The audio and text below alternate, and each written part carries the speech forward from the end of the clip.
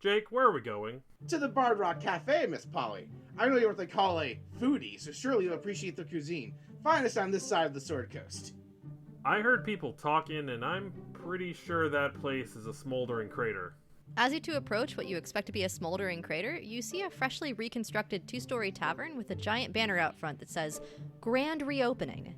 You also feel an uncomfortably familiar sensation as you approach, the same one you each feel before wild magic surges within you from your curse. Okay, maybe not a smoldering crater, but something doesn't feel right here. Of course something's off. My old friend Brock Song isn't here at the moment. Someone else will have to read the ads for their sponsors. Spirit, if you will. Shameless self-promotion activated. Bard Rock Network and all of its content is brought to you by Dragon Master Games, a local game store where you can find collectibles and TTRPG essentials.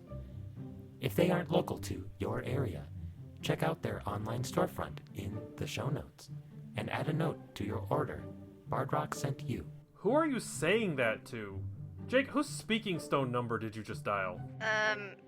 Arlo isn't here right now. Can I take a message? How did you get this number? Anyway, Dragon Master Games sounds like a great store, and you should definitely support them. Thanks for the tip. But seriously, stop calling this number.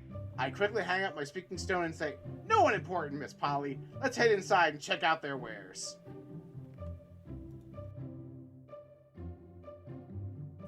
Miss Polly, I found some treasure. This just looks like a bunch of t-shirts, mugs, tote bags, pins, and stickers to me. It's all the finest swag. Jake, we've been over this. All treasure is swag, but not all swag is treasure. You don't have to steal this Bard Rock Network merch. You can just pick it up at affordable prices from their merch store. Just go to tpublic.com/user/BardRockCafe and you can get all that and more. You have a point, Miss Polly. We won't be making off with this swag. Besides, buying it helps support the network and keep them making quality content. Exactly. Tell you what, you can have a t-shirt on me. Alright then, Miss Polly. What shirt size are you? That's not what I mean. Never mind. Let's just start the show.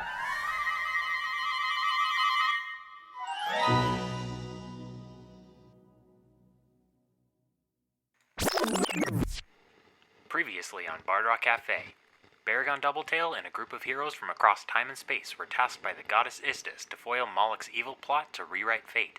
After a long stroll through the treacherous tunnels of Pandemonium, our heroes finally reach the cavern where Moloch is hiding. Can the party stop Moloch from ruining the timeline? Find out today on Bard Rock Cafe. Is everybody ready to jump back on in? Yes, and for the audience, we realized during the break that I totally just edited out, that we had a wild magic trigger for Christina's character and for a natural 20 off of Marty's character. Yes, we do. So, I'm going to address Christina's first, and then I'm going to address Baragon's next. So for Vaya, you realize that suddenly, in this weird moment, you feel that surge come upon you, and you realize that for the next hour, your spells seem to be shrouded in illusions. They appear to be the result of physical acts, such as poison or traps, instead of actually casting a spell. So it looks like you're like throwing grenades or something whenever you cast a spell. Oh, sick. Okay. That's awesome. some Looney Tunes shit. Nice. So I think how that appears for her mage armor is that like she goes to like cast it, and it's normally like one of her feathers sort of like does a quick little clock turn, and it sort of like shrouds her in like a deeper shade of some of the darker feathers from her wings. And so instead it's also like this armor that appears on her physically, which isn't normal, and she's like, oh, neat. That's cool. Never done that before. Now, as you all continue to walk down, being guided by this chain devil, the space seems to open, and as it does so, you can see with your dark vision and with, PEMDAS's light coming out from his eyes, that the tunnels seem to change and twist and distort in very strange ways, almost as though like they're bubbling outward. You can also see these odd sort of patterns, like shapes of light, just free floating and moving throughout the space. And the bearded devil's like, oh, there's one right there. You do not want to be touching that. And he very obviously like makes a wide berth around it. But as you all kind of pass and look, you can see like it's almost like a crack of light out in the middle of the space. And where the cracks kind of converge, you can see a little bit of light and it's almost like a window. Does anybody go up and look at it? PEMDAS was in the process of reaching his finger toward it until he said, "You don't want to touch that," and I backed my hand away. Absolutely. Right, was not going to touch that, clearly. Who would do that? No, you definitely don't, and I'll show you why here in a moment. He proceeds to touch it. He proceeds to touch it? No, I thought that'd be like, oh, let me show you why you shouldn't, and then he reaches his hand out. That's what I was envisioning.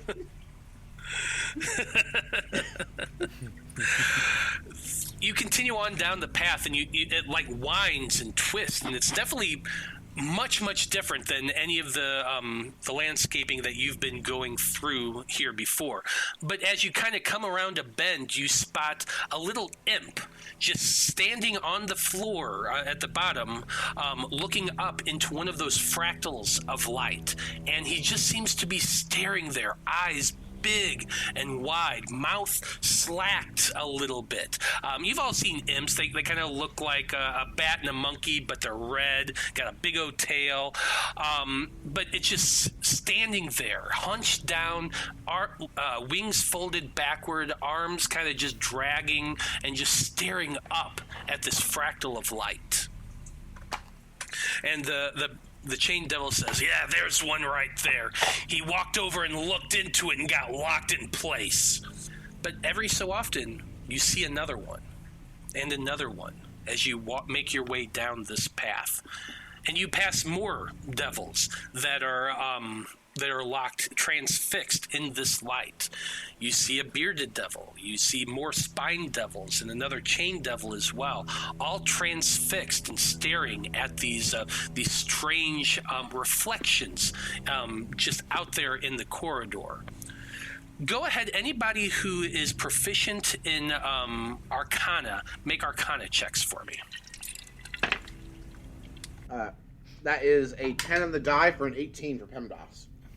That is a 29 for Vaya.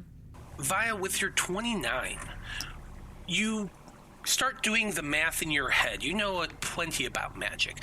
And you begin to realize that whatever it is Moloch's doing, it's actually warping and twisting time itself, and it's almost as though he's bending it, and as he's doing so, you're seeing the effect ripple outward away from wherever he is. These fractals here in open space are not good things. These are the precursor to actually time shattering. What you're seeing is the first effects of that. Huh, okay. I think her eyes sort of narrow as she's taking all of that in. She doesn't really do anything with that information yet, just trying to keep their cover, and not wanting to like have any kind of magic cast, like do anything weird at the moment, as far as like the devil picking up on it from hearing, since all of the stuff that she could do right now is sound based and she is not a sorcerer. So she's just kind of keeping that information to herself. Okay. Would you just look at all these frozen fractals all around? Boo! Boo! Boos echo from the fractals. We all just ruin each other's stealth by booing them. It's like that one meme, like, oh, how do you know he's going to pretend to be dead? Who has dark vision? I do! Well, what's funny is, as you say that, just up ahead, you hear a voice, just barely, because as you've walked into this chamber, you can't help but notice that the winds are starting to get lower now. They're no longer pushing as strongly against you as they were. But as your group kind of makes your way around the bend, you hear this. Baragon, you're the first person to see that there is an imp that has been crouching down behind the wall, obviously keeping watch for anybody to come down that tunnel. But the moment your eyes lock, that magic surge just triggers, and a bolt of light just kind of shoots out from you, hitting the wall next to him, dissolving the wall completely. It disintegrates. Ah. Just like that. Oh. Oh. Well then. But yeah, the wall dissolves away from this imp, and the imp jumps back. Ah! What the heck is this? Who are all you? Why are you in here? And the bearded devil's like, we have a prisoner for Moloch. This one here, and he pushes Baragon forward a little bit, and he's, where's the boss? Boss Moloch, where are you? And from the back of the chamber, you probably can't see him at this point yet, but Baragon, you at least would be able to recognize the voice of Moloch the Archdemon. Stalson, what is this? I ordered no one be admitted until the ritual is complete. And as you all start stepping into this chamber, you should at least be able to see some of this. Or not yet, actually. You're still kind of far away.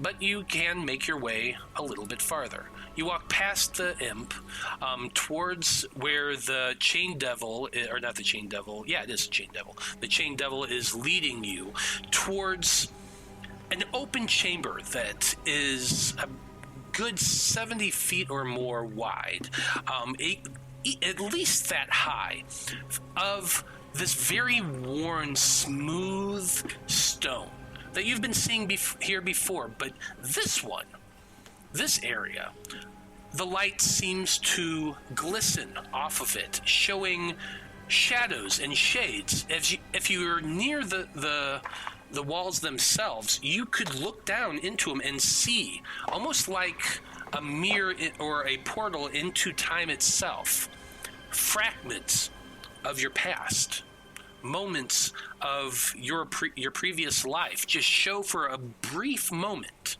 And it's hard to look away, but past that, in the center of this room itself, there is a large contraption. This thing is at least 10 feet tall, made of some material that almost looks like brass. There's gears and dials, big, gigantic, what's the gyroscope type things twisting and spinning around. To one side, you can see a large orb of a crystal glowing red. Past that, an arcane sort of glyph spinning wildly around. And to the far end, you can see something floating just a little bit above the end of the thing, over a small contraption that seems to glow and have very faint runes all about it. There seems to be energy pulsating from this object, pushing through at the very end, something that you can't quite make out, that it just appears to be small and hovering above it. But beyond that, you can see brilliant blue energy pushing forward against the wall. There seems to be some type of pulsing that just goes every so often, vroom, vroom, vroom, focusing that energy that's coming off the end of this towards one of those fragmented shards, one of those fractals of time. And it seems to be pushing it open slowly. And standing next to this object is a tall 10-foot bulk of a demon. It has huge horns coming out of his skull, coming around almost like a bull. His entire body is pure red, and he has dark black eyes and a wide mouth filled with teeth that seems to be smiling as it looks towards Baragon.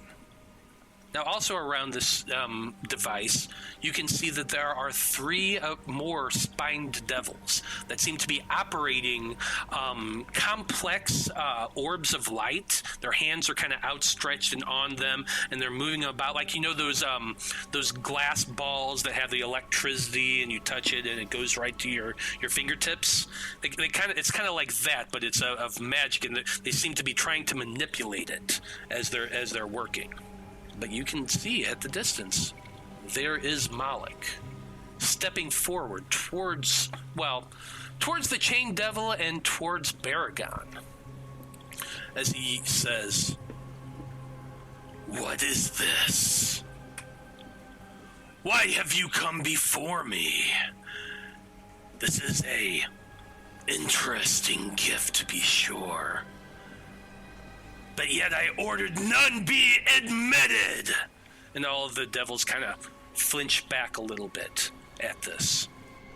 We were sent by the Lord Sirik of Pandemonium. He captured this man, and I pushed Barrett on Doubletail. And he sent us here to make an offering to you, because Sirik would like to be in a beneficial position in your new world order. Go ahead and make a persuasion check.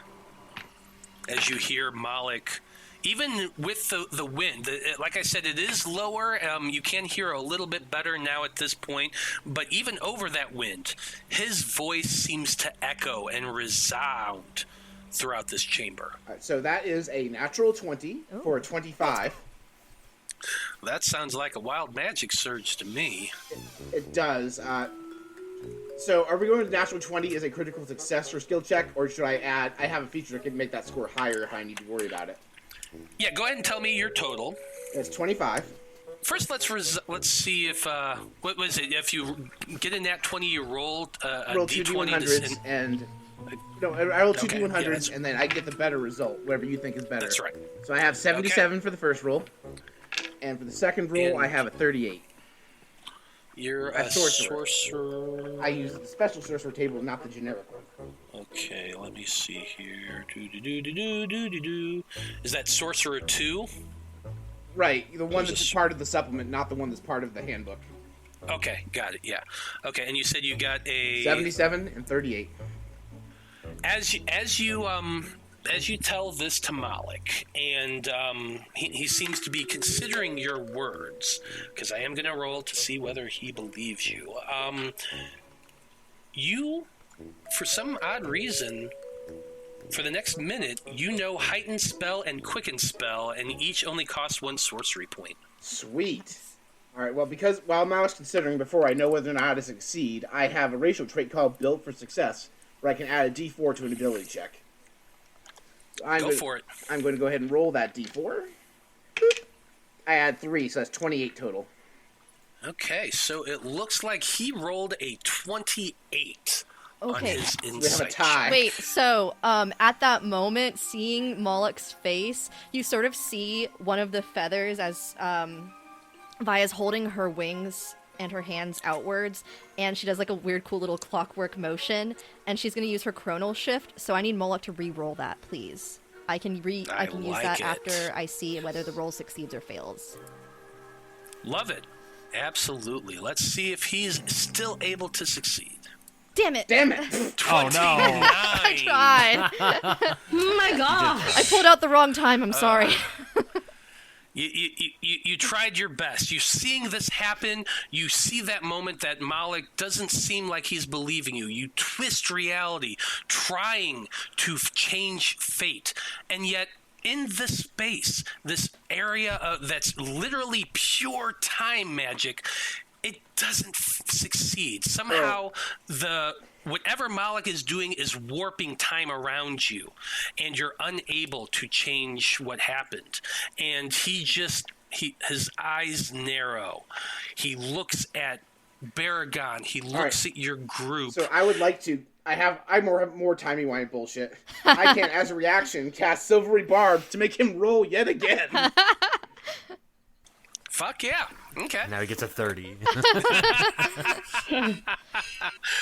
Okay, so one more time trying to roll this. Let's see what happens. 30. God damn it! But Look, you know, sometimes the dice tell a story, and right now the story is All right, Moloch does not through our fucking shit, believe we us. got it. But I cast a spell. Do I proc more wild magic?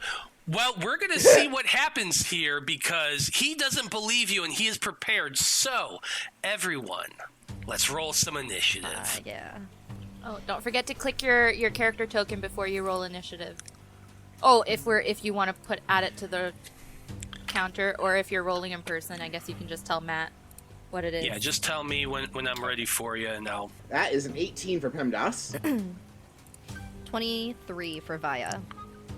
Nat 20 for Riss. Amazing. All right, more wild magic. We need it. How did you get a 24.18? It's a tiebreaker, Zon. That's a 3, so 6. Oh. Barry always Okay, rolls low on so initiative. Baragon Hey, he rolled got higher than me. 6. Your clone moves on your turn, I assume. Yes. Evian? Nat 1 to put me at 5. 5, so that's another wild magic surge. Oh, on the bard table. That could be So- helpful or it could be hurtful. So, let's do that real quick. I need to get this guy in. What do I roll for to get numbers for the? You roll 2 D100s. Right. So if you're using the... If you I'm have just a gonna D100 use handy, it's roll easy. 20. I'm gonna use roll Yeah. 20 because Yeah, I don't roll want to 20 dig does have out commander, yeah. That's D10s. There we go. 77 and 16. And then you are multi-class. Yes, you have both the rogue and cleric table available for Matt to choose from. Oh, jeepers. Oh god, this is going to be You have 4 interesting. options, Matt. Yep. Which is great when you Well, roll you rolled the- natural 20. You get the best of 4 Yeah, possible results. Oh, God. It just sucks on those nat ones when you get the worst of 4 possible results. Oh, dear. You're a rogue and what else? Cleric. Cleric? Okay. You know what? I like this one. Okay. So, Reese, it actually looks like you might be the top of the order. Yeah, you are. So, at the start of your turn, no matter what, the first thing that's going to happen at the start of your turn is your holy symbol becomes almost unbearably cold, and you cast Death Ward Oh. at the start of your next turn. Excellent thing to have. Shit. Yeah, Does it really is. Does it use up my spell slots? No. Okay. No.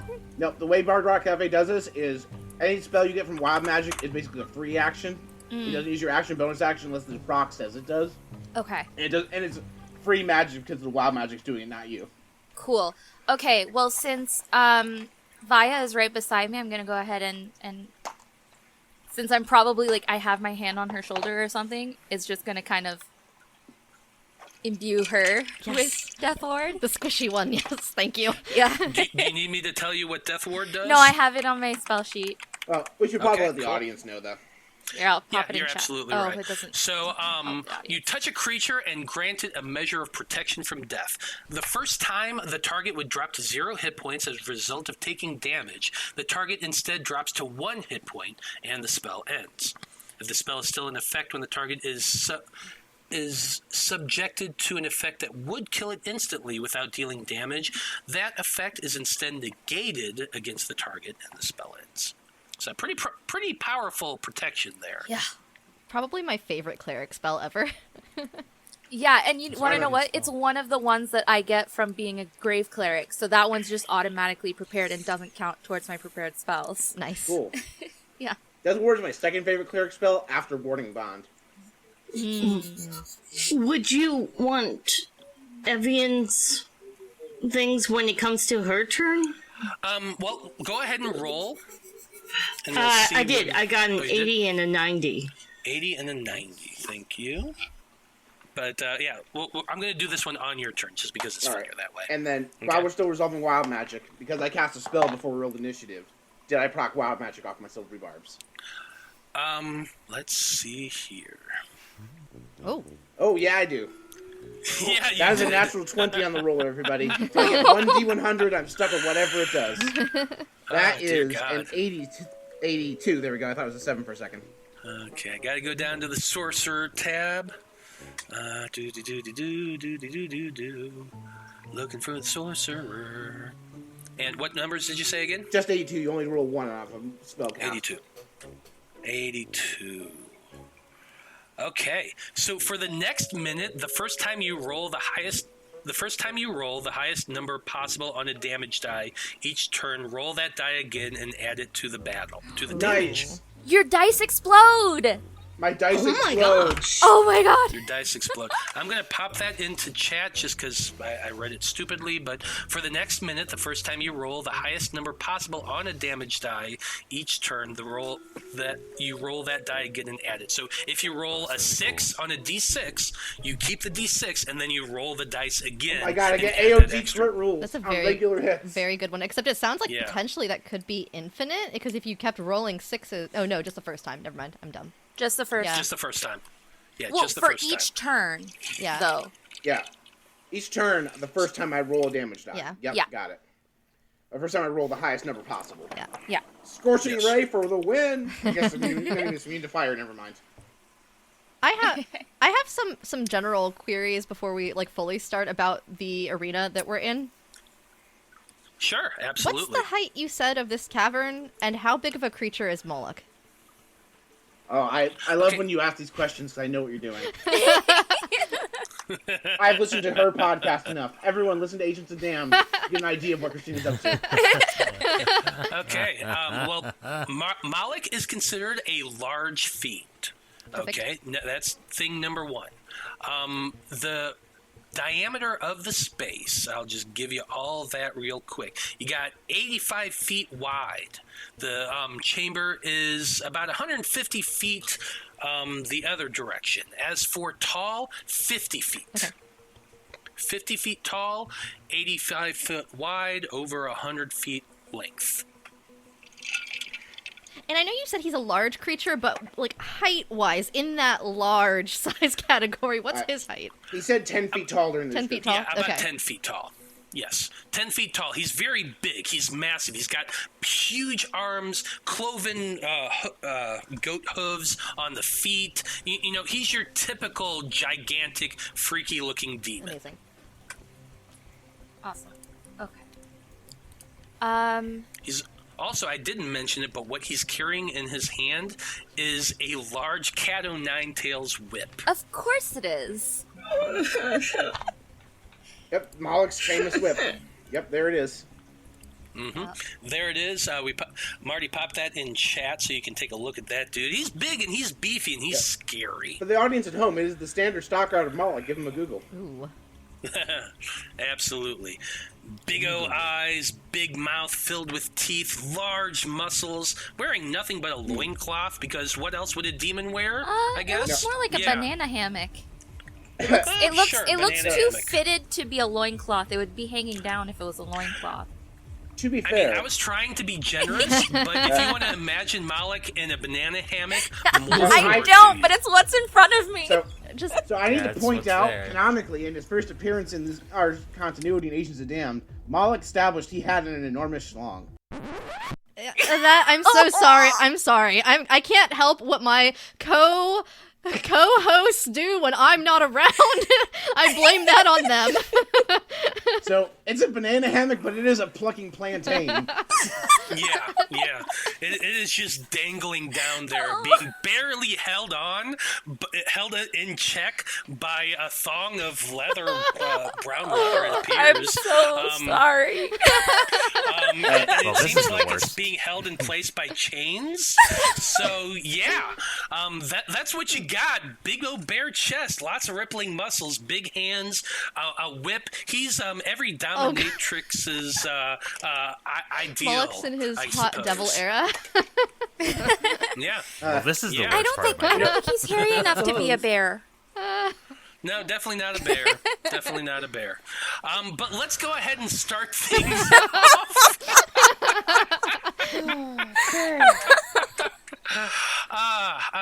You know what? I want some music. I'm having fun with this, so let's have a little music. Yes. Now I feel epic. So let's go ahead and start things off with Reese. Yeah. You are the first person in initiative. You are on the ceiling. You're looking down at, well, dear God, there's Moloch. There's a big device. There's stuff going on, and there's still those fractals of light all throughout this chamber. So, what do you want to do? I'm going to sneak towards on the ceiling closer. So wait, 1, 2, 3, 4. Okay. I'm hoping I'm still hidden. You know what was your stealth check from the last one? 31. 31. I mean, there's not a lot to hide, but Or just hoping to not be noticed. Yeah, attention at least is not on you, so I'm going to give you say that, yeah, you are still hidden, technically, because, like, all focus is down on Baragon. Okay. You know what? I'm just gonna go for it. I'm going to, take a shot with my crossbow. Okay. Go for it. Take your shot. I always tell people, shoot your shot when you can. Yeah, in the words of Michael Scott, you miss 100% of the shots you don't take. Exactly. Yep. Okay. It's an 18 and a 15, so 18 plus 9, so that is 27 to 27 hit? will hit. Oh my god. Okay. So then that is... Do I get my sneak attack damage? Yeah. Okay. Moloch was not paying attention. He was focused entirely on Baragon, so he was did not notice you at all. Awesome. Okay. Now tell me about this crossbow you're shooting from. Is it magical, non-magical, any cool effects or anything like that? Not yet. Okay. Is it magical for damage purposes, though? No. Yeah, that's what I'm asking. Okay. 7 plus 4 is 11, 12, 17, 21 points of piercing damage. So it's 21 points of piercing damage. Yep. So from your hidden spot in the darkness and gloom high above this chamber, because you were still on the ceiling, you aim down at Moloch, watching him as he focuses his attention entirely on Baragon. You fire your shot. It goes flying through the air, hits him in the shoulder, and sticks there for a moment. You can barely see that arrowhead, the bolt head, went into his skin. He just looks up, glances upward, and he sees you, and you see that smile get even bigger, and he says, "I should have known." And he just pulls that bolt out from his shoulder. Didn't seem to do as much damage to him. Yeah, figured. Alright, I'm gonna use the rest of my movement. Oop, nope, that's not movement. That's movement. And 1, 2, yeah, so that's all 6 of my movement. And to get by Evian. And then bonus action. I'm gonna dodge. Okay, bonus action dodge. Yep. Always a good thing to do. Yeah. Okay, that's it for Reese. Vaya, you're up next. Sure am. Okay. So, this tunnel that we've been in with its weird gravity, do I have the sense that it is modifiable gravity, or do I kind of get the idea magically that affecting gravity wouldn't do what I think it should? Go ahead and make an Arcana check. That is a 27. You do know that gravity is kind of weird. Everything pulls from, the bottom, the ceiling. Anywhere there's stone, that's where gravity pulls from. You could kind of manipulate that in your own way if you have strongest point of gravity is towards whatever surface is nearby, right? So will it affect things kind of wonky? Yes. But can you also use that to your advantage? Probably. Yeah, I say we go for this, because why not? Which gravity spell are you casting? I am considering reverse gravity. Okay. Yeah, so the only thing I'm nervous about with that is it does basically affect, well, everyone's kind of outside of that. It would just be the demons, I think, that would be affected by that, and this. So, let me show this to you guys. So, dead center, I think you guys can see this on the contraption. It has a 50-foot radius, so I think that should be good for everyone. Because she was trying to center it so it doesn't get everyone, but it does get the demons. She's going to attempt to cast the reverse gravity spell in the center of that contraption. Okay. Big freaking area radius that encompasses almost the entire area of this chamber. You cast your spell. You're trying to reverse gravity. Everything in there is going to have to make it looks like dexterity saving Try to throws. grab onto something, yeah. Let's see how this goes.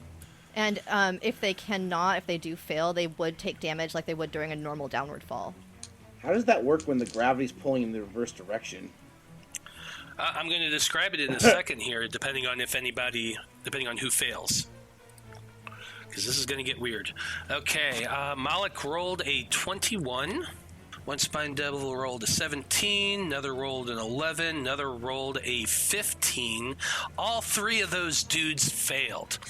So, what happens is Moloch just clenches his feet somehow and seems to be holding on to the ground itself.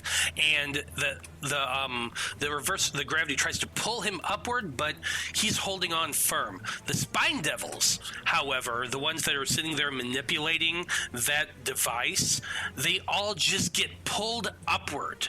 Now, normally they would, if the gravity was normal, it would hit the ceiling or something like that. But when they hit that center point, they just stop and they begin spinning because gravity is up and down and to the sides, and so they're basically in the very center of this chamber, all spinning around 25 feet in the air in a weird sort of free fall, because you got gravity pushing downward, gravity pushing upward, gravity pushing from the sides. It's insane for these guys. Are they being crushed?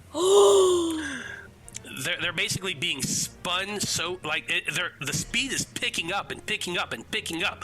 And What are those things called? what are the Black hole. No, the ones that they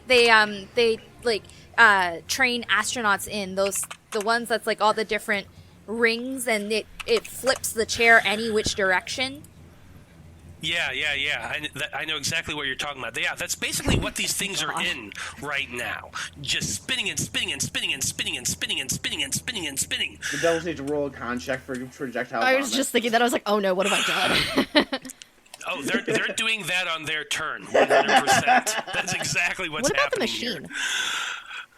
The machine's anchored. So the machine, Right? actually, great thing that you mentioned that. The machine is anchored to the ground. You look down and you look at it, and it's not being pulled or anything like that. However, at the far end, you can see something is spinning.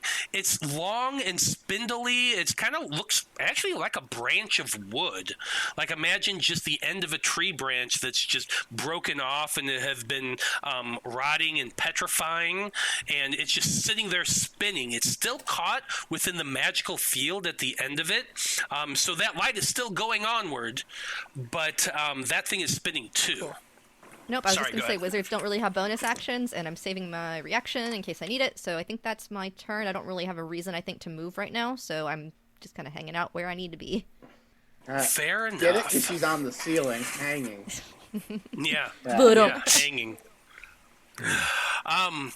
For those of you who actually know me and my show Random Rhapsody, one of the big things is a cult that's looking for these dream roots that Moloch has found. So he actually went to Laropa, my world, and got a dream root, and is currently using that. So that's kind of fun. I always gotta is throw that back to- canon? Did he find one of our dream roots? I don't know. You'll have to find out, Oh won't no. I love when guests bring their canon to our canon. It's great. Hell yeah.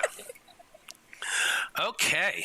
So that's it for Vaya's turn. I'm gonna have nightmares.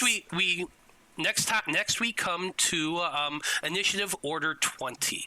So of course he has lair actions. Why wouldn't he have lair actions for this place?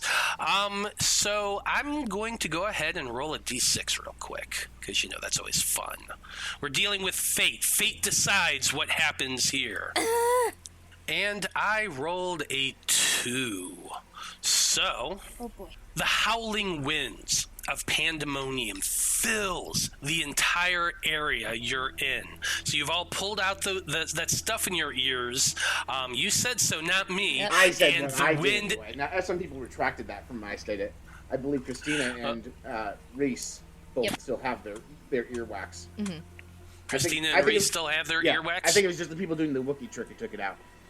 Okay, so for those of you who don't have your crap in your ears, I'm going to need everyone to make a wisdom saving throw for me. We are still in range of Christina's thingy, right? Oh, let me check. Hold on. Yes, 30 feet from me. So a couple of you are. Heimdall's got a dirty 20. That is a nat 1 for Baragon. With advantage? I don't have advantage. I'm not Are in you? range. Oh, you're not. I'm 35 feet away from Vaya. Oh, you're the further one. The echo's the closer one. So that's also, I need that, wild magic roll from you, Baragon. Nevian had 15. Ooh, and did I proc wild magic on the reverse gravity? Does it? It's Yeah, I anytime you suppose cast a if spell, it. you roll the d20 for it. Yep. So let's go ahead and roll that d20. That's a 17. So yeah, actually it would. My wild magic, I got 43 and 69. Well, I know what we should go with. Nice. Nice. Not as nice. Well, 59.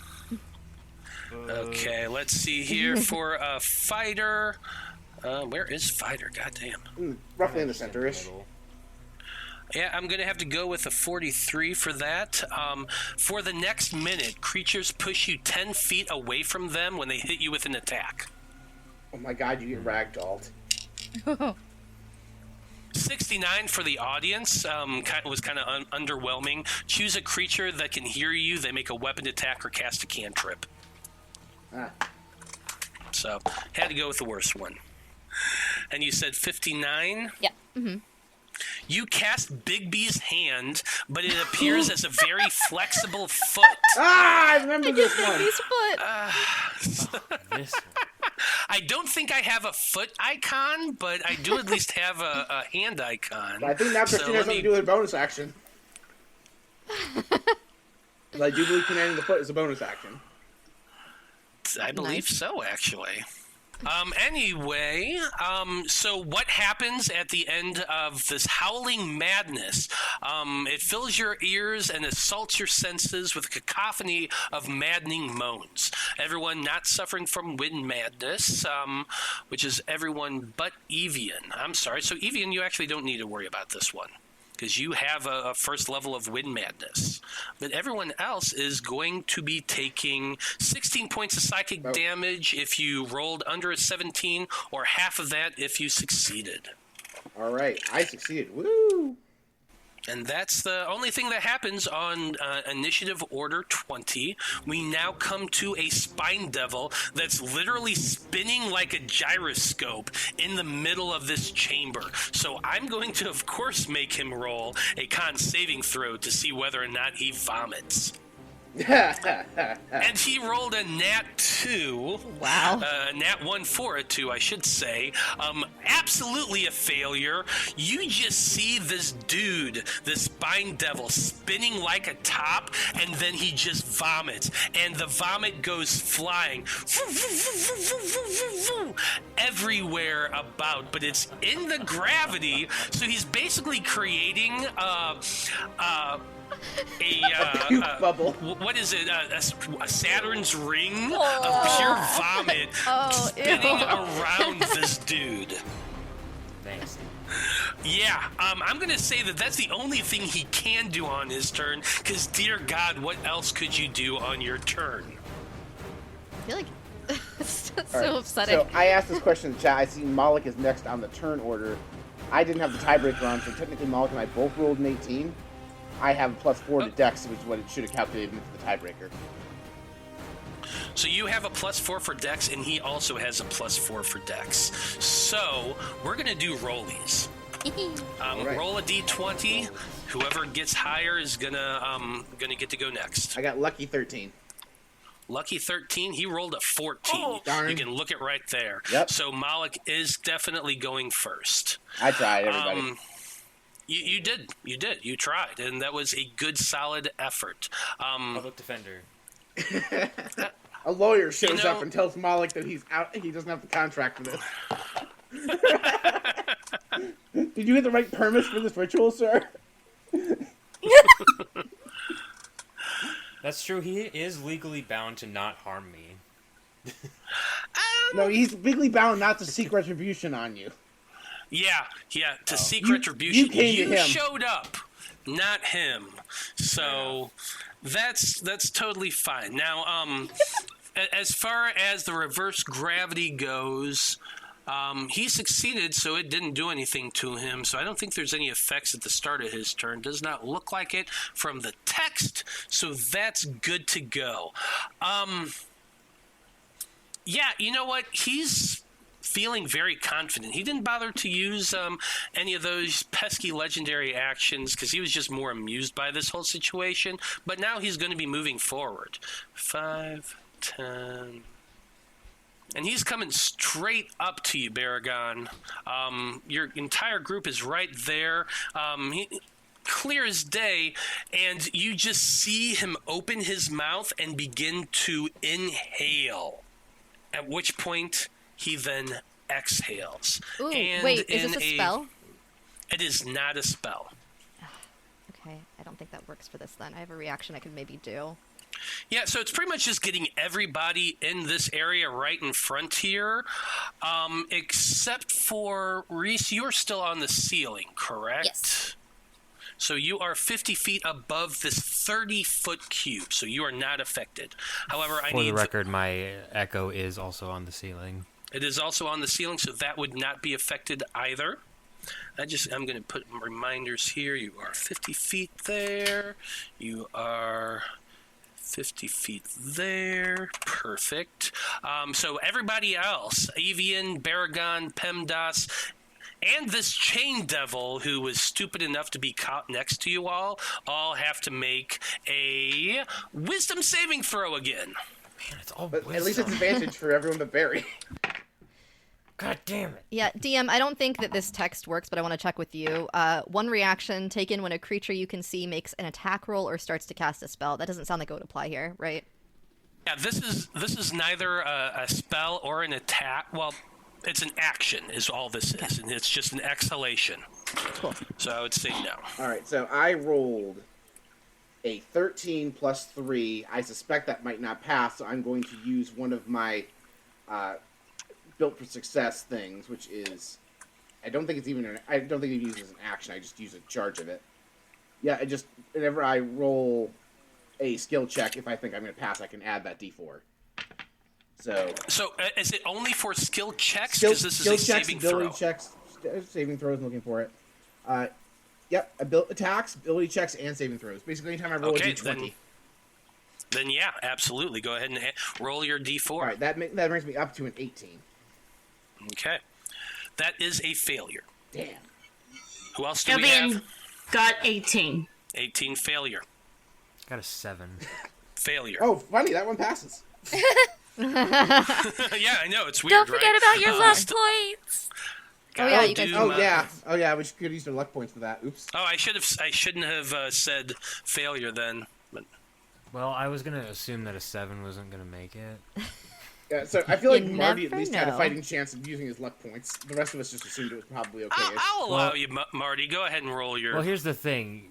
Paul, you got what, an 18? Yeah, I got an 18. And that still didn't pass? True. I think it might literally be impossible for me to pass this save.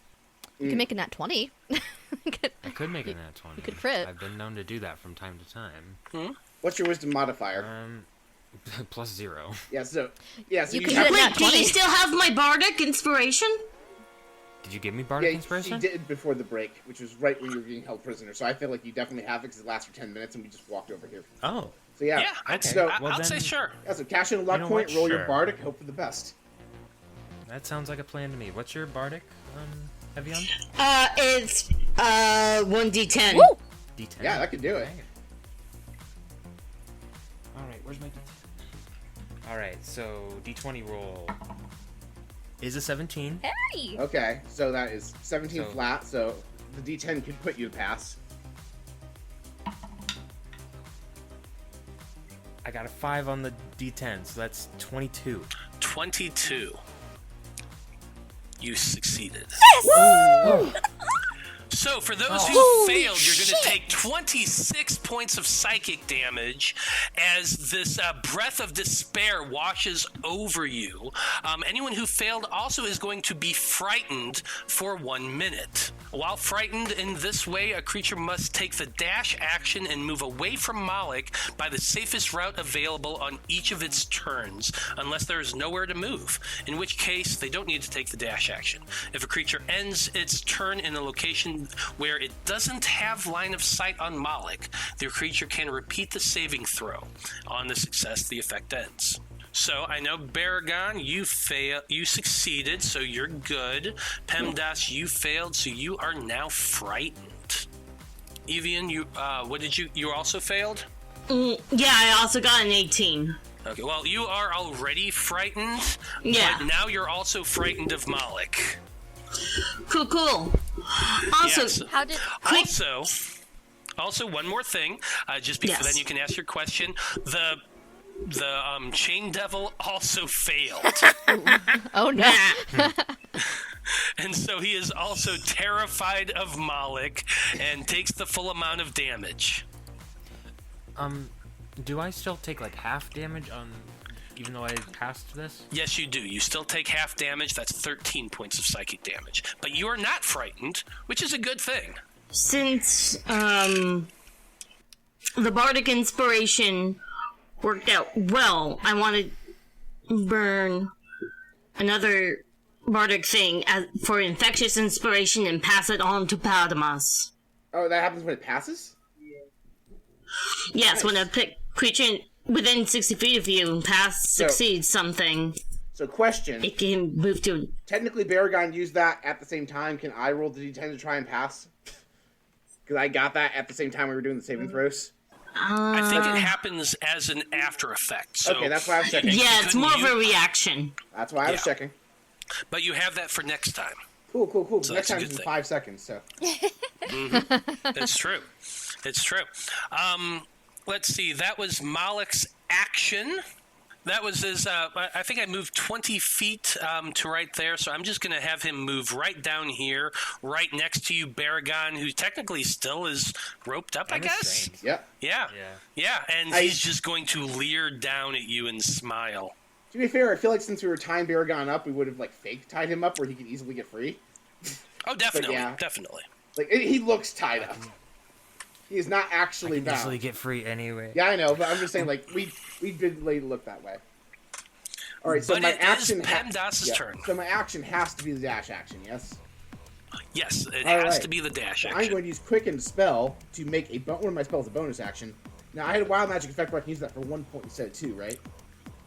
That was one of the two meta magics I had. Yeah, it was the one that it's only 1 point. Nice. Cool. So I'm going to burn a sorcery point, and I'm going to cast Synaptic Static, targeting Moloch, as I ask him to give me the square root of pi, please, and you see a bunch of ethereal equations form from me and spiral around Moloch. And so I like it. I need Moloch to do some fucking math and make a saving throw. And cast it, so it goes in the chat. Nope, it rolled the damage. I didn't mean to do that. Okay, it is...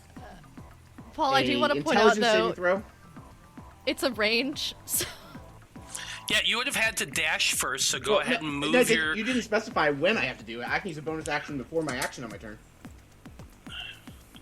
Okay, when frightened in this way, the creature must make the dash action and move away from Moloch by the safest route available on its turn. It doesn't specify when. I feel like Yeah, you're right. It doesn't specify when, but it is a ranged spell, so it would have mattered either way. Is all my point. Oh, Yeah. I meant the spell itself is 20-foot cube. 20-foot I mean, sphere. Sphere, yeah. Yeah, I 20 put it foot behind sphere. Moloch. It's fine. Okay. I aim in such a way you where only would Moloch be able to do that. And if any demons behind him are making intelligence saving throws, good for them. I don't see where the tokens are on the map, Here, so 20-foot radius. 20-foot radius? yeah, it is an intelligence saving throw. My DC is covered by the spell description. Spell save DC is 20. Okay, so it looks like even if I positioned this right, it would not hit the guy spinning because he's 25 feet in the air and the radius is 20 feet. Yep, that's fine. I was mostly trying to hit Moloch. Yeah, but let's go ahead and see what Moloch does. Intelligence saving throw. He rolled a 24, so that's a success. Now, question: Did he have that like magic resistance or something that made him roll advantage, or is that just a flat? Well, Because if he rolls advantage, I can't use my reaction to negate it. Technically, he does have advantage on saving throws because he has magic resistance. That 24 was his first roll. Okay, so I don't. So his second roll was lower than that, but still a Yeah, 24. so if I negated the disadvantage, he would just keep the 24. Not worried about it. He would have just got the All 24. right, well, he yeah. takes 16 damage because he does take half. Okay, 16 points of damage to Moloch. First time bloodying him this combat. And let me second just look at my dice rolls on the damage really quick. I did roll a 6, so he takes an extra d6 of damage halved because of the wild magic effect. So I'm just going to roll that 6. It's a 5, Yep. so he's going to take 2 extra damage. Oh yeah. 2 extra damage. Hey, And then- whittling him down. And did my spell proc wild magic before I have to move? Definitely not. Nope. So I'm going to scoot ahead 2, 3, 4, 5, 6. And I'm going to turn off my eye lights so I can't see him and repeat my saving throw. Now, technically, you do still have your movement because you use your action to dash. Oh. Then I have to use my movement to move as well, or do I just have to dash? Do you have to? Or am I only compelled to take the dash action and move away from Moloch by the safest route available in his turns? I'm going to say Let's that say in this and move. instance, because you are turning off your eyes, literally, because you're an auto gnome, you're making so you don't have line of sight on him. So no, you do not have to use your movement if you don't want to. Yeah, I'm gonna chill back But here, it's- and my lights are off, so I get to repeat the saving throw. That is a 14 plus 3 plus a d10. Where's my d10? There it is. 14 plus. So 14 plus 3 is 17, plus 8 is 25. Yes. That does succeed. Eat shit, Moloch! So frightened of him for a little bit, but now with your eyes closed, that effect is gone. I'm allowing you to do this because you're literally turning off your eyes as an auto gnome, but squinting your eyes to keep them closed probably wouldn't work as well. But hey, it worked. So that's it. You doing anything else with those movements? You said that's it? So do I have the ability to use my movement after I pass the saving throw, in which case I'll move back to where I was standing? Otherwise, I'll stay here. I'll just stay there. Yeah. I think it's fine. Okay, cool. Well, next up we have a chain devil. And the chain devil is quite literally terrified of Moloch as well. So he has to use his dash action to get away. Is terrified of Moloch, but looks down and sees you right there, Pemdas. You hear his voice saying, You weren't delivering Baragon. You tricked me. Damn you. I'm coming for you. I did deliver him. I just didn't tell you why I was delivering him. He's not going to use his movement. He's going to stay right where he is, but he is still terrified of Moloch. Next off, we have the Spine Devil, who's also just spinning in place in the reversed gravity. So let's make him do a con saving throw, which is a 13. I'm going to... what's your spell save DC? 18. 18? Yeah, I'm going to say that's not enough. So he's vomiting as well. It's not nearly as bad as the guy who rolled a 1.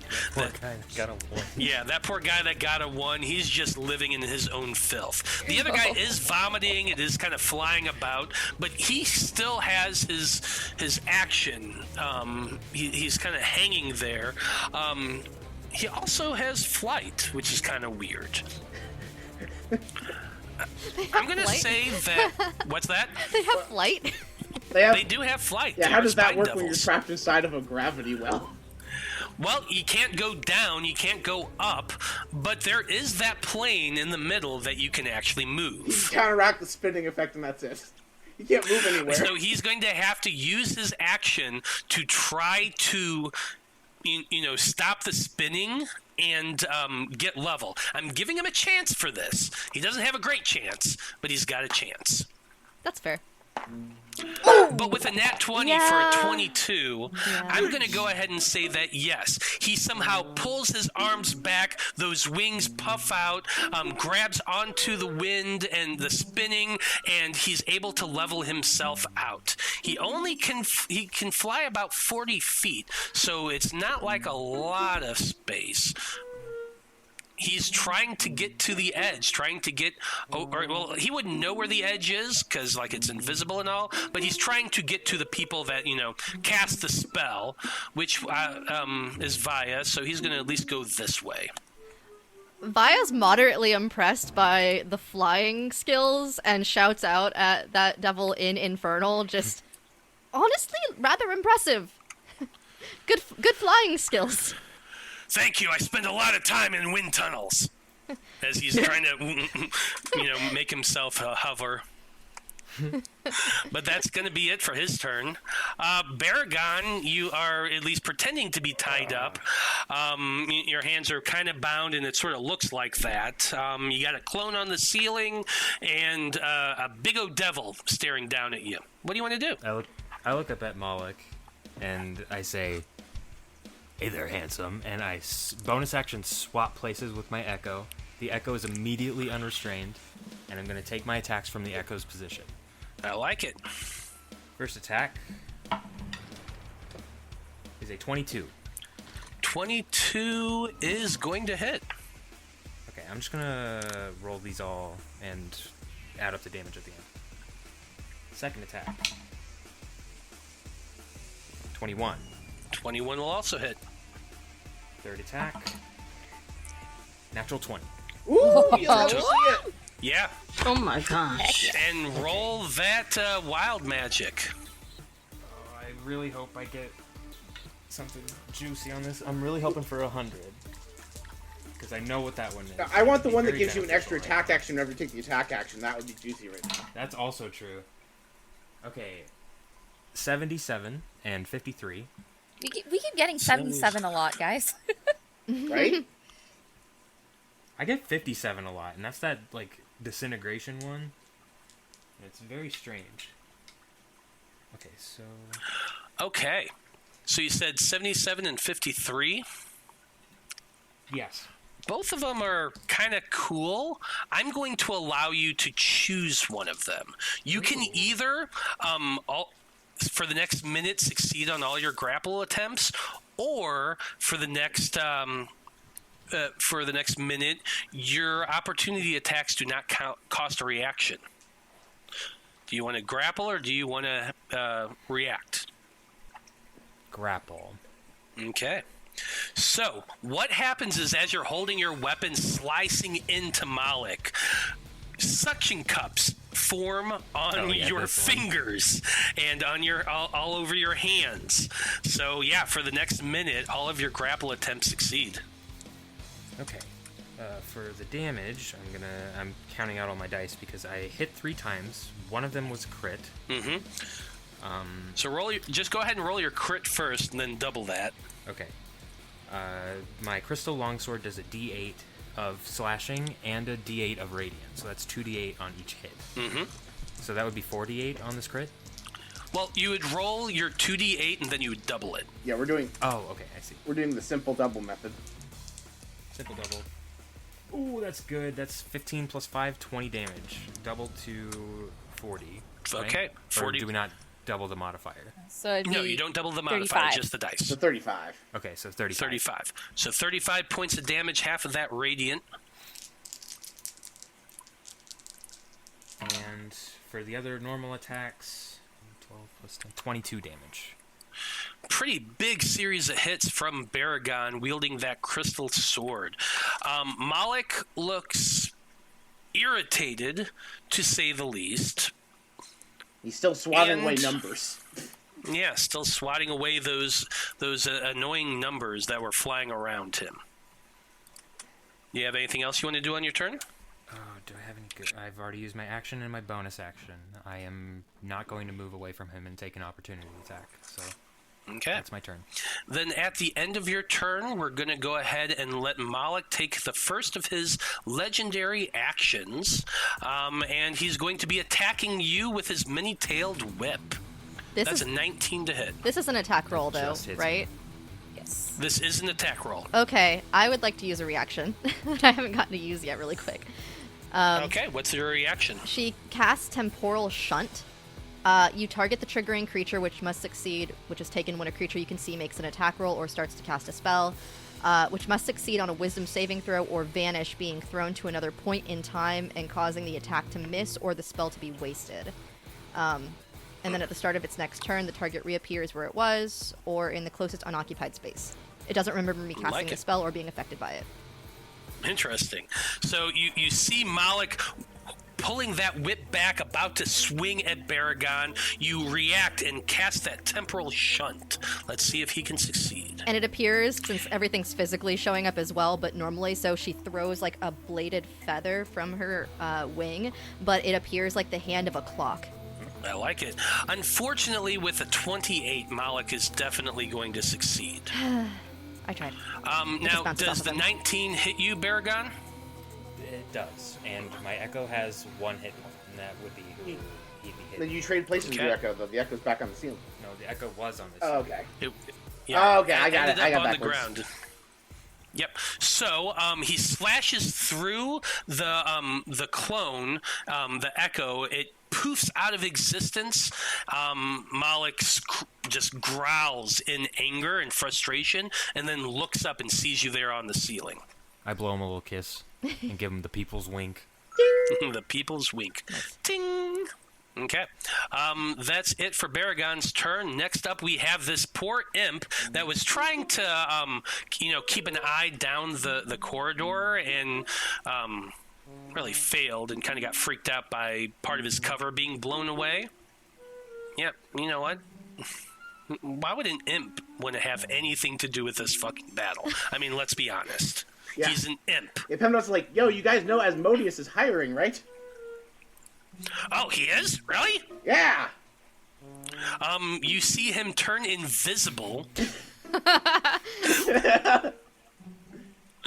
And he's just gonna go ahead and fuck off. See ya.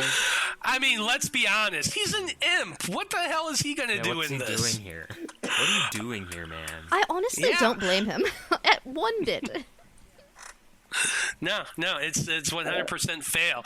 You just hear, "Later, suckers, I'm out," and he goes flying off. Other Spine Devil, the last one that's still kind of spinning there, he's got to make his con saving throw too. 13. Still not great. Same thing as the last one, so he definitely vomits. And it's just spinning all over the place. He is not doing too great, but he is going to try. He is going to attempt to straighten himself out like his buddy managed to do. But with a 15, I'm going to say that no. He's still throwing up. He's still spinning. He's just kind of stuck there and fucked up, and he really can't move a whole hell of a lot because he's just gyrating out of control. So he's got nothing this turn. Evian, you're up next. As I start to shift into blur, I yell out to Moloch, "You brought this doom upon yourself," and try to cast burn an inspiration for unsettling words. So for the audience Yeah. at home, Unsettling Words is a bard feature where Sarah can burn one of her bardic inspirations and reduce Moloch's next saving throw by a d10. Like it. Nice. Yeah. So let's keep that in mind for Moloch's next saving throw. I'm going to So give him a little that- green dot. And then I'm just gonna blur myself. So was that a bonus action for the Unsettling Words? Yes, it is. Yeah, that was a Nice. bonus action. Very cool. Yeah. Very cool. And then if Sarah's casting a And- spell Blur, does she proc wild magic? That's a good question. Let's find out. Yeah, and does that happen before or after my yeah. one? Oh yeah, the Nat 1 effect. We're finally Sarah's turn, that's right. Oh, yes, I forgot about that. Sorry, I do apologize. No, you're good. I'm helping. Got a lot of stuff going on right here. You Oh, rolled an 80 and a 90 on that. Yeah. Rain There cloud. table. What are you again? Are you Bard. a sorcerer? Bard. Bard. That's it. Duh. Oh yeah, I remember this now. This is going to be really fucking fun. So what I would, we're going to say that happened. Well, let's just say it happens right now because it's more fun this way. So what I need for you, Evian, is to roll a d6 for me.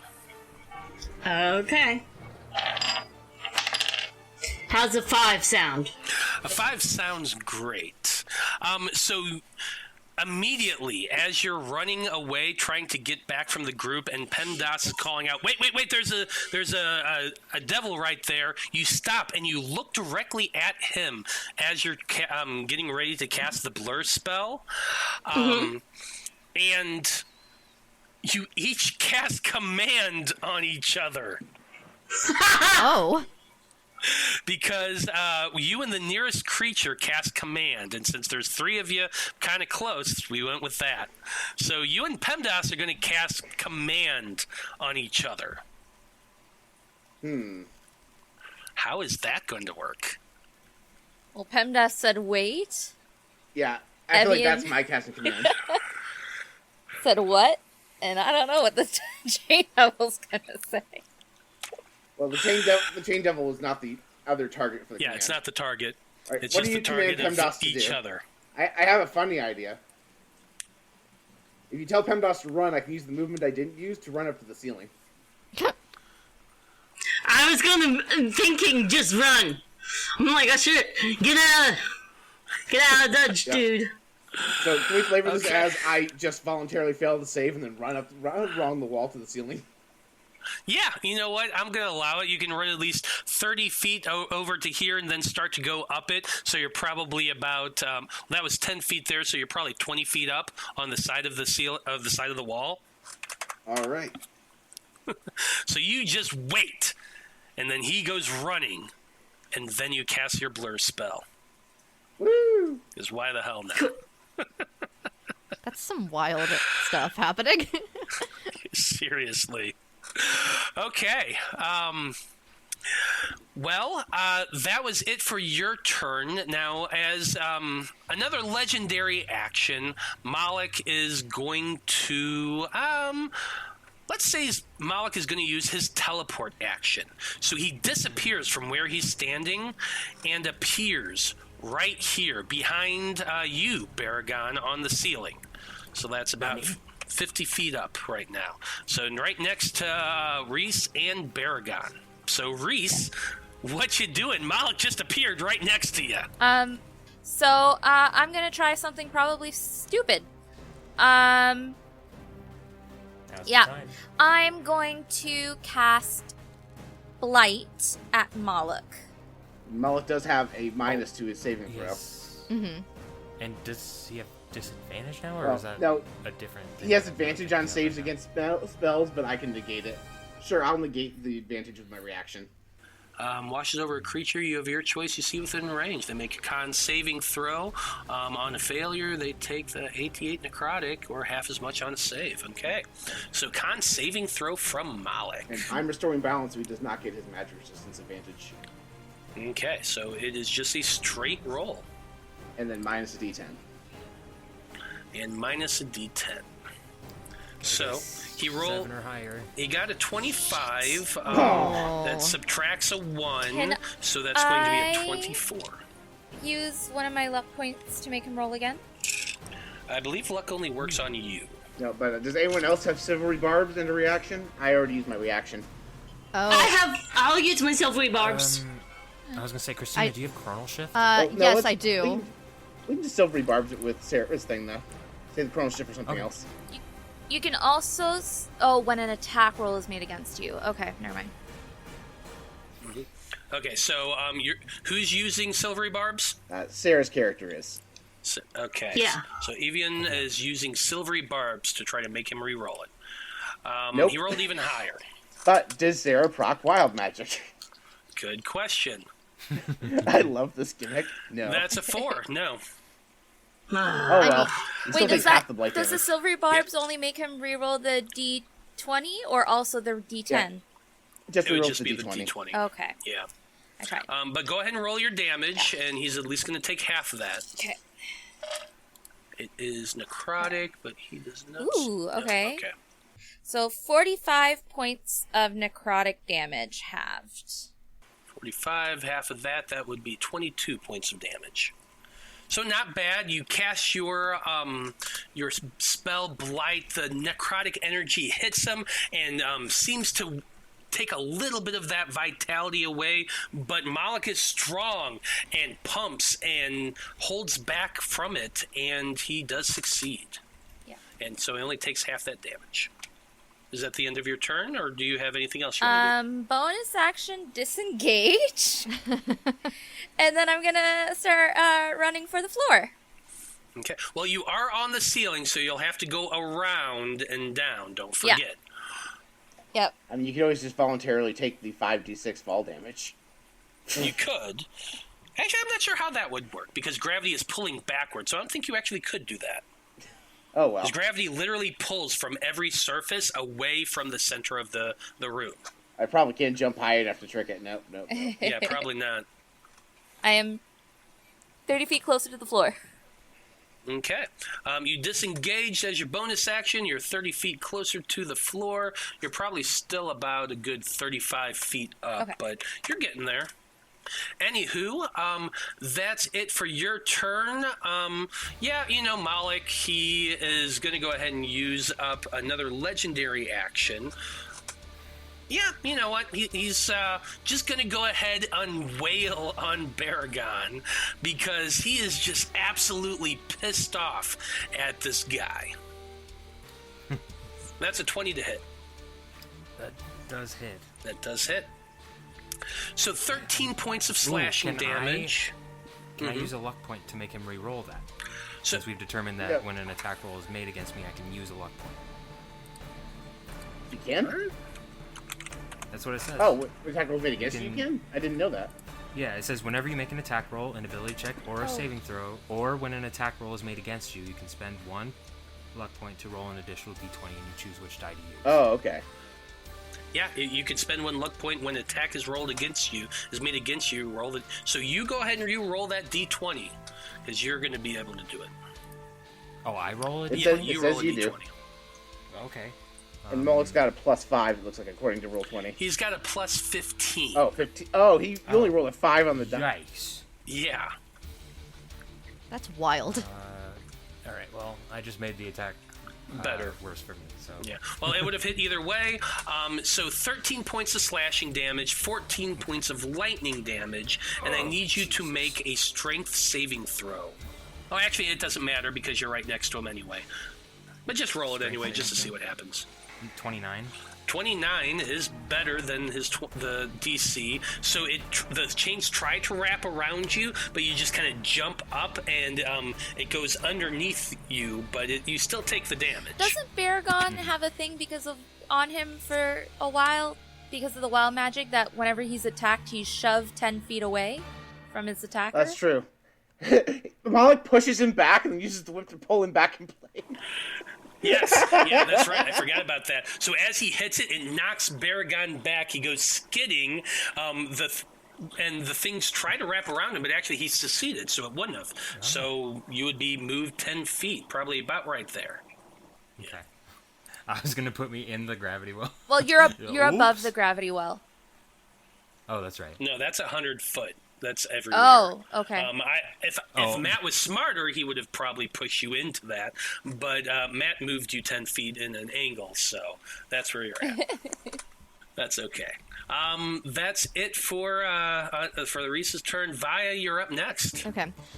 Does it look like anything's happening with the machine, or is it just kind of not really doing anything because no one's manning it?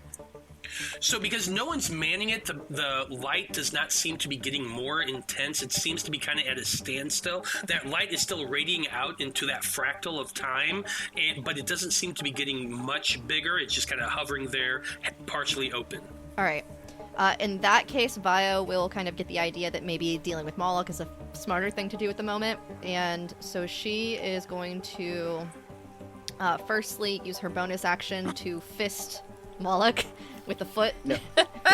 Hey, whoa. Okay, Which I yeah. realize is horrible phrasing. No, Hey, y'all. no, use your giant foot to kick him in his giant dick. Hey, you know what? I mean, Nobody kink shames here. It's fine. No, that's not. It says that hand strikes one creature or object. I'll have it move so it's within the 5 feet of Moloch, and it's a melee spell attack for it using your game statistics. Let's move the fist first.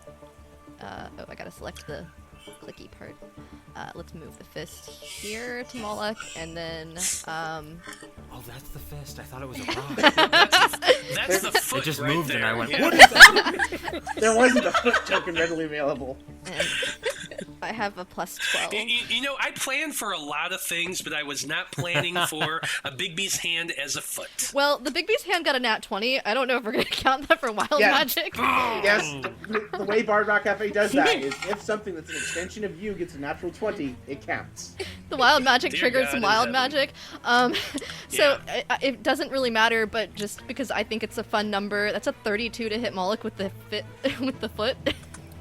Well, I mean, I suppose I'll allow it to hit. I was thinking about not doing it, but you know what? You got the 32. So Can we why flavor it like it actually did crotch shot him since it's a foot? not? Because you rolled a nat 20, I'm going to say that yes. You fly that foot over there and kick him straight in the crotch.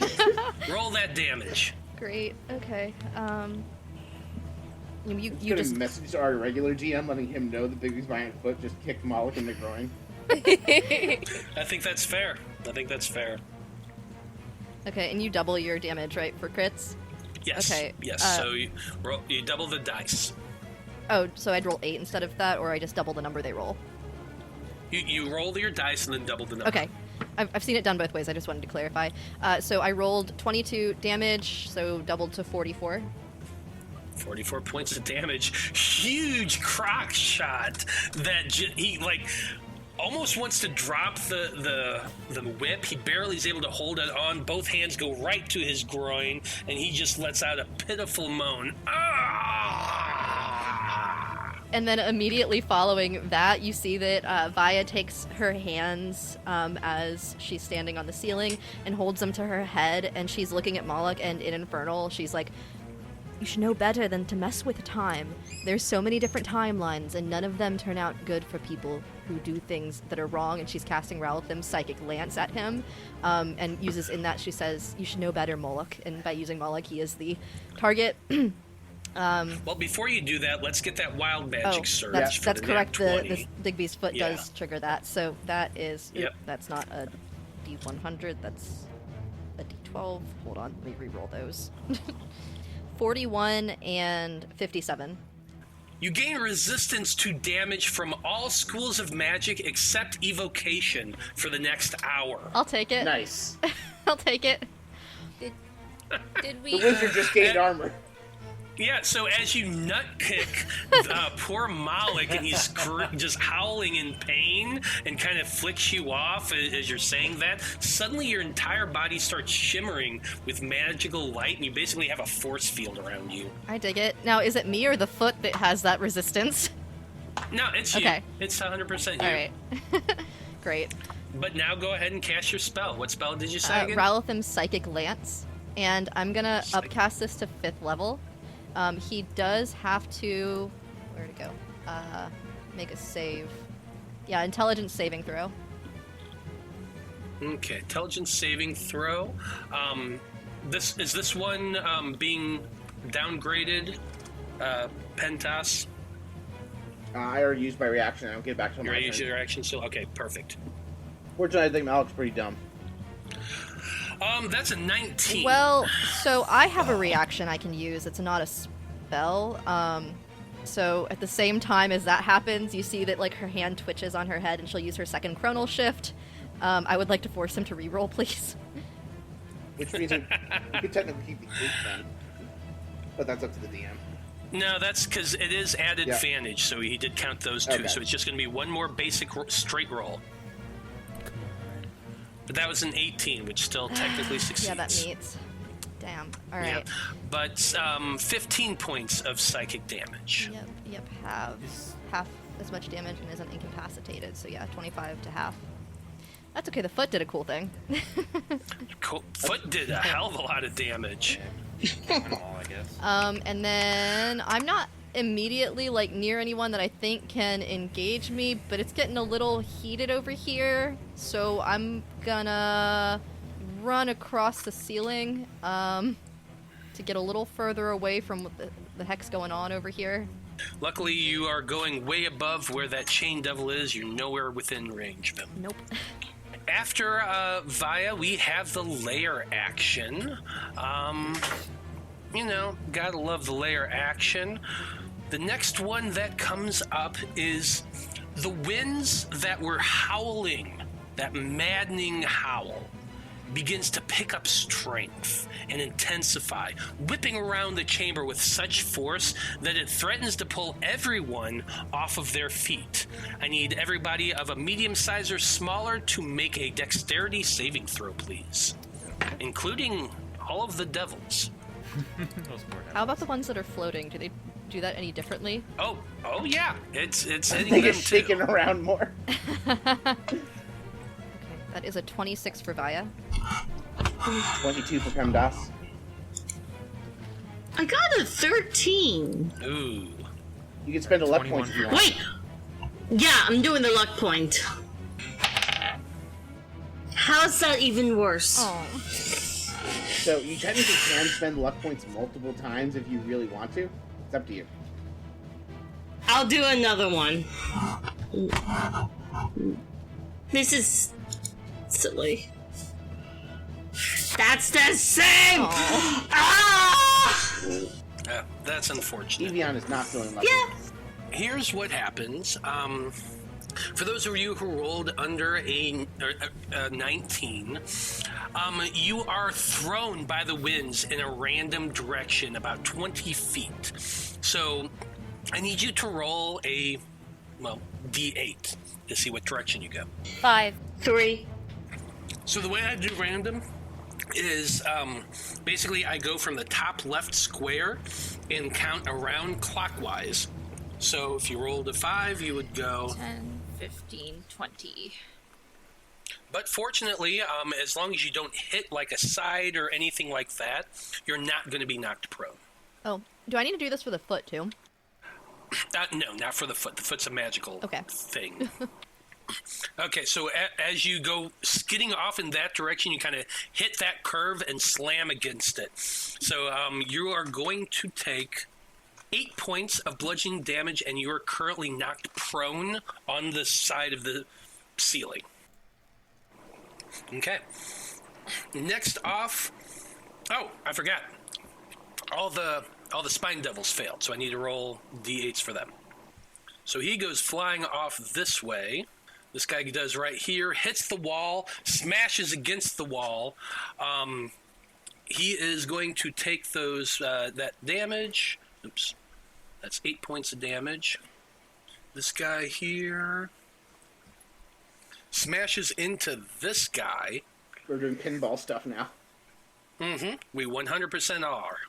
So they're going to take 13 and 12 points respectively. The other guy's also going to go flying. So yeah, a lot of weird stuff going on in this game. These spine devils are pinballing off of each other, being held in the center of this this floating sphere of just pure gravity.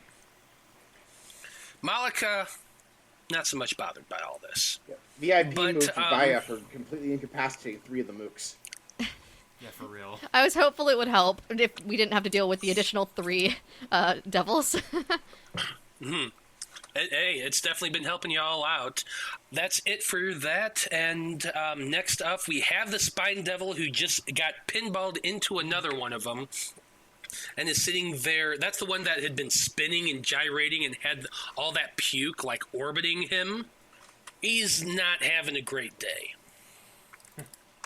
Since he's still spinning, he has to make that con saving throw because, vomit. That's a 13. That's still a failure. Yes. I've been thinking in my head like they need to roll a 16 or something like that. Something close to the spell DC, but it's just to stop vomiting, so it can be a little better. But still, they've been rolling like shit. He's vomiting. He's throwing up. He's spinning around, gyrating horribly. I'm going to say that's not enough to stop this whole disgusting motion, so he's just stuck there. But then it's Moloch's turn. He's on the ceiling. Got people all backing up away from him. He hit Baragon a little bit and had some fun with that. Oh, I need to roll a d6 first. Also, at the start of Moloch's turn, you notice that you've been hitting him with a lot of stuff, a lot of psychic damage mostly. He's been bleeding from the ears and the nostrils a little bit from this constant assault of psychicness. But you see a bit of a shimmer around him. For those of you at home, Moloch has regeneration. That happens at the start of his turn. But from there, what do I want to do? Yeah. Does regeneration on devils work if they've taken radiant damage in the previous turn? On some of them, I've seen it says they don't, but actually, yes, you're right. It is under regeneration. If he takes regeneration damage, this trait doesn't function at the start of his next turn. So yes, you're correct. Thank you.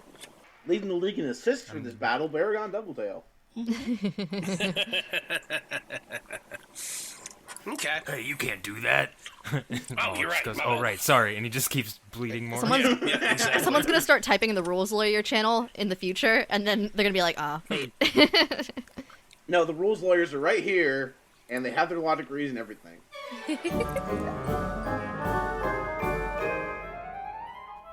Unauthorized lifeform detected. I'm not unauthorized, silly.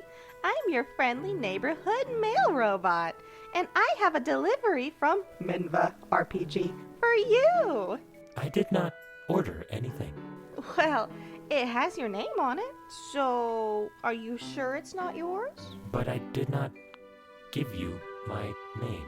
You look at the package, and it is, in fact, addressed to Spirit. I take the package then. Campaign journals. Why do I have so many? Why, for all of your personalities, of course. I thought you would want one for each of you so you don't have to share.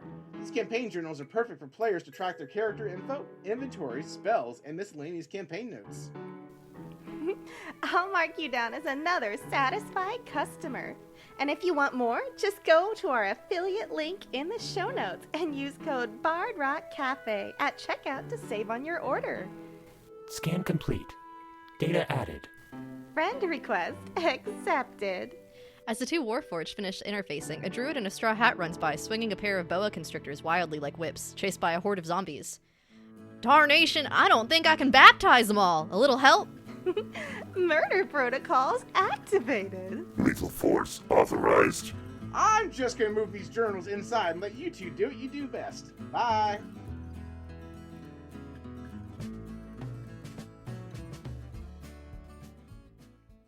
Okay, Spirit, you can unload the supplies right here in the galley.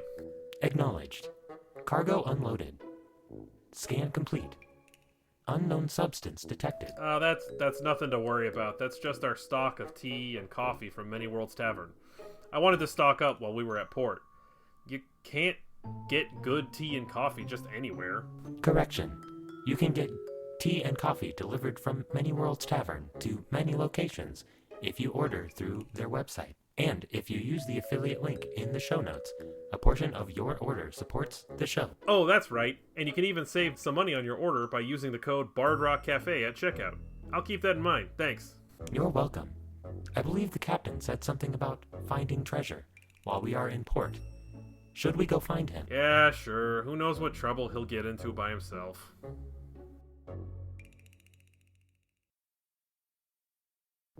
Jake, we've been following your compass for hours. Are you sure you're reading the thing right? Aye, maybe you're right, Miss Polly. Let me try the doubloon of absolutes. I flip the doubloon, it lands on heads.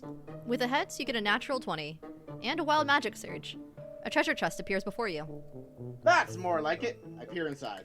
Inside, you find an assortment of dice, dice trays, and dice towers, and an inscription in the lid telling you where you can find more. Looks like we can get all this and more from Fan Roll Dice at the affiliate link in the show notes. And with code BardRockCafe at checkout, we can save on our order. Inside, you also find a picture of the entire crew. What's that, Jake? Don't you know, Miss Polly? The real treasure's the friends we made along the way.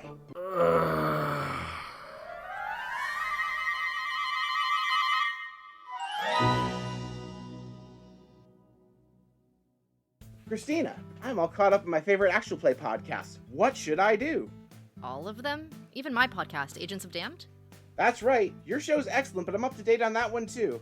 I'm not sure what to check out next. Yeah, I know. There's just so many excellent actual play productions out there, it can be overwhelming to choose one. Not to worry, friends. I can make some recommendations. Oh my gosh, it's multi-talented TTRPG actual play performer and professional musician Marty Balmer.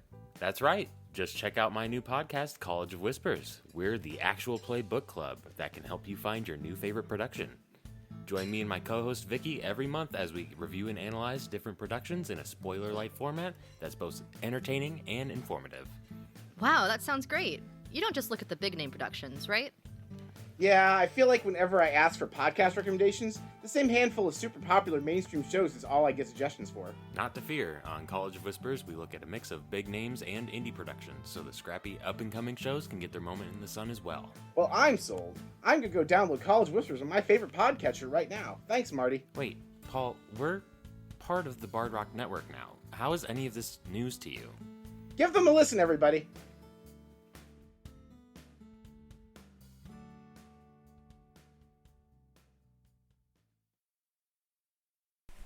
Okay, so let's just kind of run down through where everybody's at here. PEMDAS, you're still on the floor, if I'm not mistaken. No, I'm on the wall. Via, you're on the wall. That's right. You're on the wall on the side. Via, you're still on the ceiling. Reese, you're still on the ceiling. No, I'm on the ground now. You're on the ground now? Okay, Yeah, because you're on the I ground was on the wall, but then I got thrown 20 feet into the middle of the room, so I'm guessing I would have fallen to the floor. Not unless you were flying. If you're on the ceiling and you just got pushed along the ceiling, as long as you didn't hit that curve, you wouldn't have taken damage. Okay, so I'm on, So you wouldn't still have on been the ceiling prone. then.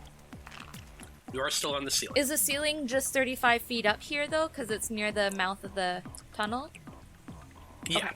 Evian, you're kind of on the side of the wall still, if I remember correctly.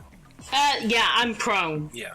And then Baragon, you're still on the ceiling as well. I am still on the ceiling. I believe Moloch is currently also on the ceiling. He is on the ceiling. Yes. That's what I'm trying to get everything in my head so I can do. You know, we're dealing with fourth dimension here, so I'm kind of thinking to myself, trying to plan this one out. I was going to do the Lair's 3 dimensions, but the entire premise of the thing is time travel, so technically yes. Evian and Reese, I would like the two of you to make dexterity saving throws as a vertical column of divine fire, or in this case, abyssal fire, I suppose, since he's Moloch, roars down at you, and basically the two of you in this 10-foot radius. So, dexterity saving throw as fire and radiant. Why does flame strike do radiant damage? I don't know. Whatever. Nat 1. That's Oh. Have you used a luck You point? do have your lucky feet. that's 25. Oh, that's true. I could use a luck point. Does anybody have counterspell? Just My reaction's burned dry. Oh, yeah, mine is too. Damn. Sorry, I'll use a luck point. He. 11. Baragon uses counterspell. Just kidding, I don't have But I should have done something earlier that would have allowed one of you guys to. It's fine. Okay, so anybody who did not roll a 21 or higher on that dexterity saving throw is going to take 5 points of fire damage and 15 points of radiant damage. 5 or 9? Why is a demon 15? 9 and 15. Okay. Yeah, I don't understand why a demon would have a radiant magic ability, but hey, what the hell? Why not? I mean, he's also like got weaknesses to radiant magic. That is really weird. Well, that's... You can always just flavor it as a different kind of damage. Yeah, it Like, doesn't why is really it not matter. necrotic? I don't know. Yeah, exactly. Why is it not necrotic? But who cares? It doesn't matter. But anywho, that was his action. Move a little closer to Baragon. As he stomps over towards you, he leers down at you and he says... Does my foot get an opportunity attack? No, I do not believe it does. Does your foot have the set?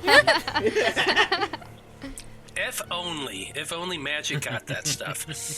But he just steps over to Moloch, or to Baragon, kind of onto the other side, getting you between, keeping you between your friends and him, and he says, I've had enough of this.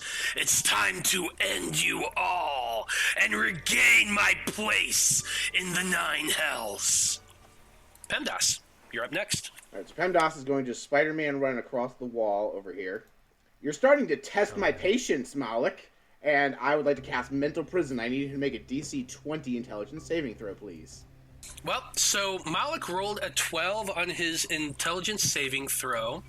So he's going to go ahead and choose to succeed instead using his first legendary resistance. I figured he would, but he's still going to take 5d10 psychic damage halved, as he momentarily sees himself trapped inside of a high school classroom taking a math test that he did not study for. Damn it, I forgot my calculator. Damn it, I forgot my pants. And the damage on that is a lot of dice. Oh my god. Oh my god! Nice. Holy moly! 19 damage. Why did That's a really weird. 19 on the... It said 5d10, but then rolled 100. Why did it do that? Yeah, I think that's I'm coded kind of wondering wrong. that too.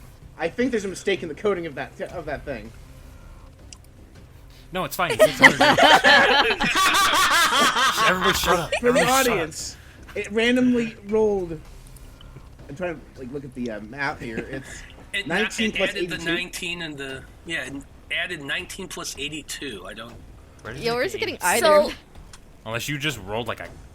so the 82 is 10d10 for some reason. The 19 is so the I think it's 5d10. Okay. Yeah. All right, I think I know what happened. Okay, the spell has an effect related to 10d10. On a failed save, he takes the 5d10. If he's moved out of the illusion for whatever reason, or puts part of it through, he takes an additional 10d10, and the spell ends.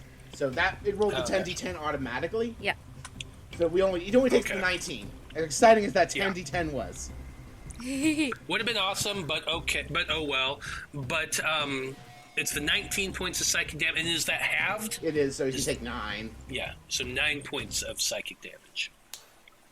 All right, and then I'm going to use Quicken Spell and cast Mind Sliver on Moloch. So Moloch, go ahead and make another intelligence saving throw, you dumb motherfucker. Damn you all, I hate math. As I hit him with more ethereal equations. Gonna defeat him with the power of math. That is an 11. Let's go. That's another failure. He's not. It's a cantrip. He's gonna let it go through. So he's gonna take. I'll burn it. It's fine. So he's going to take 4d6, and he has Bane on his next saving throw between now and his next turn. Just 1d4 off the next saving throw he makes. But he's going to go ahead and take a spicy 14 psychic damage as I make him solve more math problems. I look at him like a stern middle school teacher. Oh, this math is so confusing. It's all floating around my head. Damn it! I hate trigonometry. Grandma Calculus says hello, motherfucker. Okay, after PEMDAS is the Chain Devil that's been frightened of Moloch. He's on the ground. I don't think anybody else is actually on the ground. Reese is on the ceiling. The other two are on the sides. It's 35 feet at the mouth, and he's only got 30 feet of movement. So I'm gonna say he's moving up towards you with his action. He's not quite close. He's about 10 feet away from you by this point, Evian, but that is enough because of he's a chain devil and he's throwing some chains. So I got 2 just regular melee attacks coming at you, Evian. Okay, just roll at disadvantage. Roll at because of disadvantage? Blur. Got it. Yeah. So the first one was a 10. Does that affect both attacks? Yeah, blur should Just be the all first attacks. Blur attacks. Oh, yeah, Yeah. that's right, blur. Second one is a 12, so both miss. Both miss, yeah. And then I want to circle back really quick. I forgot my wild magic effect is still in place, so I did roll the maximum damage on one of those mind sliver dice. So Moloch takes a spicy 1 more damage. Yeah, let's go. It's over. So I think that's twice now that we've not done wild magic for my stuff, but that's okay. Oh, Oh shit. It's okay. We'll just keep yeah. going. Oh, did we We check also any need of forward. mine too? Oh no. we retroactively fix this all the time. Did you like cast spells and that's what triggered it? I don't Well, remember the you rolling natural blight, 20s or anything. we didn't check to see Okay. if that, and then I rolled a nat 1 on my deck save did. for the. Okay. No, you use a luck point to re-roll that though. Oh, Yeah, that's you true. did. That's true. Okay. Yeah. It only Okay. counts if you keep the roll. That's true. Okay, So- fair. Well, I rolled a 13, so you did not trigger. Thank one. God, we're How good. about for Mind Prison, because I forgot. For And I for PEMDAS, Oh my gosh. Nope. that was a 2. Wild and then magic for the makes things cantrip, so- That was a 12. And then I don't think we checked for mine either. Okay, let's There's a check lot of one upkeep for on you. this, yeah. Oh no. Oh go. shit! 20, yeah. Roll a D100. Wild magic really makes things wild. Holy cow. Yeah, it does. This is either going to be really cool, really bad, or nowhere in between. 99. Oh. Ooh. Those are usually really The good. 100 ones are usually good. Please be You divine succeed on intervention. all concentration checks for the next 10 Hell yeah. minutes. Okay. That's really good. Wow. I haven't taken damage, but it's fine. That gravity field's staying up. Nothing's stopping it. Yeah, this episode should be titled Moloch's Minions, Very Bad, No Good, Awful Day.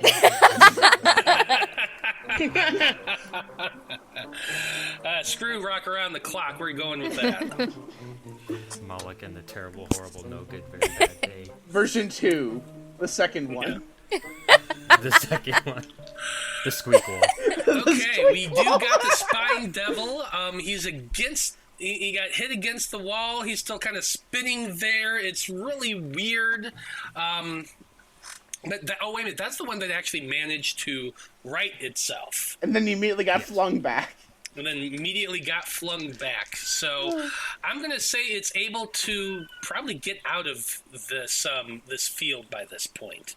It's going to take half of his movement because technically it should have been prone. It's kind of weird, but we're going to go with it. So he only got 15 or 20 feet of movement. So that's going to be 5, 10, 15, 20 feet of movement to right there. He's finally out of it, flying in the air, but you know, he's out of the weird gravity. And since he is out of the weird gravity,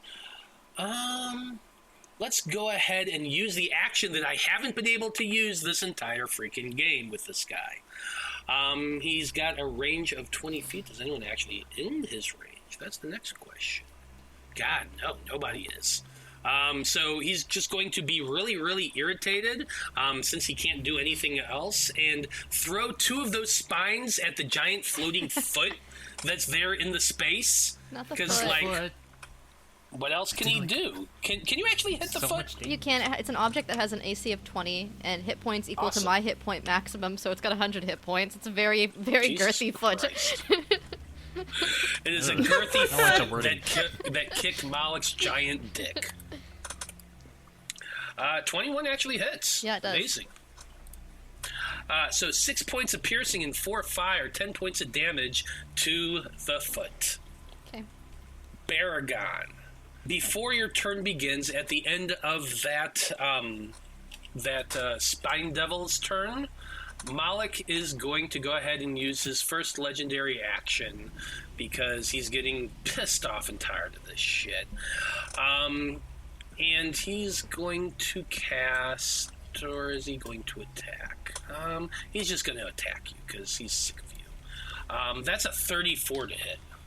That misses, actually. Oh, yeah? Oh, you got some extra AC. Awesome. That's crazy. Yeah, that's weird how that happened.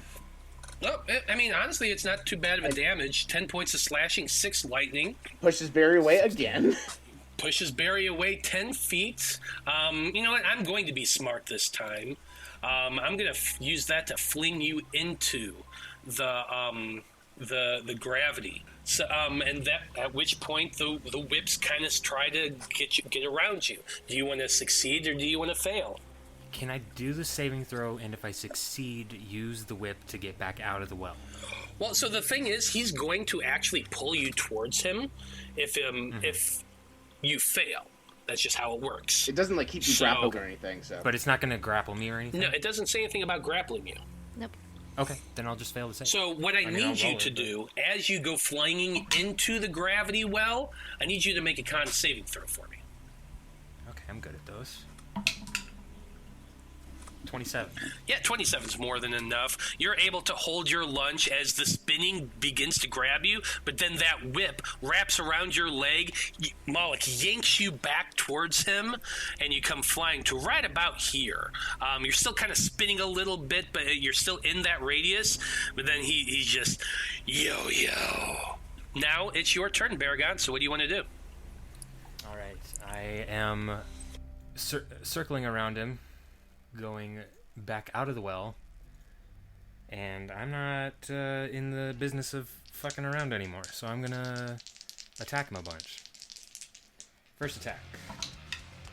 Plus 10. That's a natural 2. I'm gonna use my last luck point to re-roll that. It's a 25. Good thing you used that Second lucky attack point. That's going to hit. Is a 23. Going to hit as well. Third attack is a 20. 20 just hits. Okay, I'm gonna action surge. Okay, well, So that's go ahead and keep rolling then. okay. Fourth attack, 28. Hits. Fifth attack, 21. Yep. Sixth attack, Oh my gosh. natural 20. Nice. Oh my goodness. So much. So first, we're going to go ahead and roll the five hits that are normal, and then I want you to roll your critical. Okay, so this is 10d8 Yeah, and half of it is radiant. plus 25.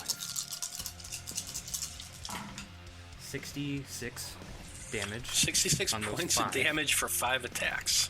And then the crit is 4d. No, you just doubled the roll. Oh, 2d8 doubled. Sorry, I've got like 4 shows worth of crit rules stuck in there. Oh yeah, we all understand. Okay, the crit is pretty bad actually. That's 8 plus 5, 13 for a total of 79 damage on those 6 attacks. And I'm gonna roll my wild magic before I forget. 14 and 99. Ooh. Okay. I know what 99 is. I do too. You gain 2 uses of action surge when you are not restored upon, which are not restored upon rest. So you just got 2 extra action surges, dude, that you can use any time you want. I'm gonna use them both. I mean, I would hope so.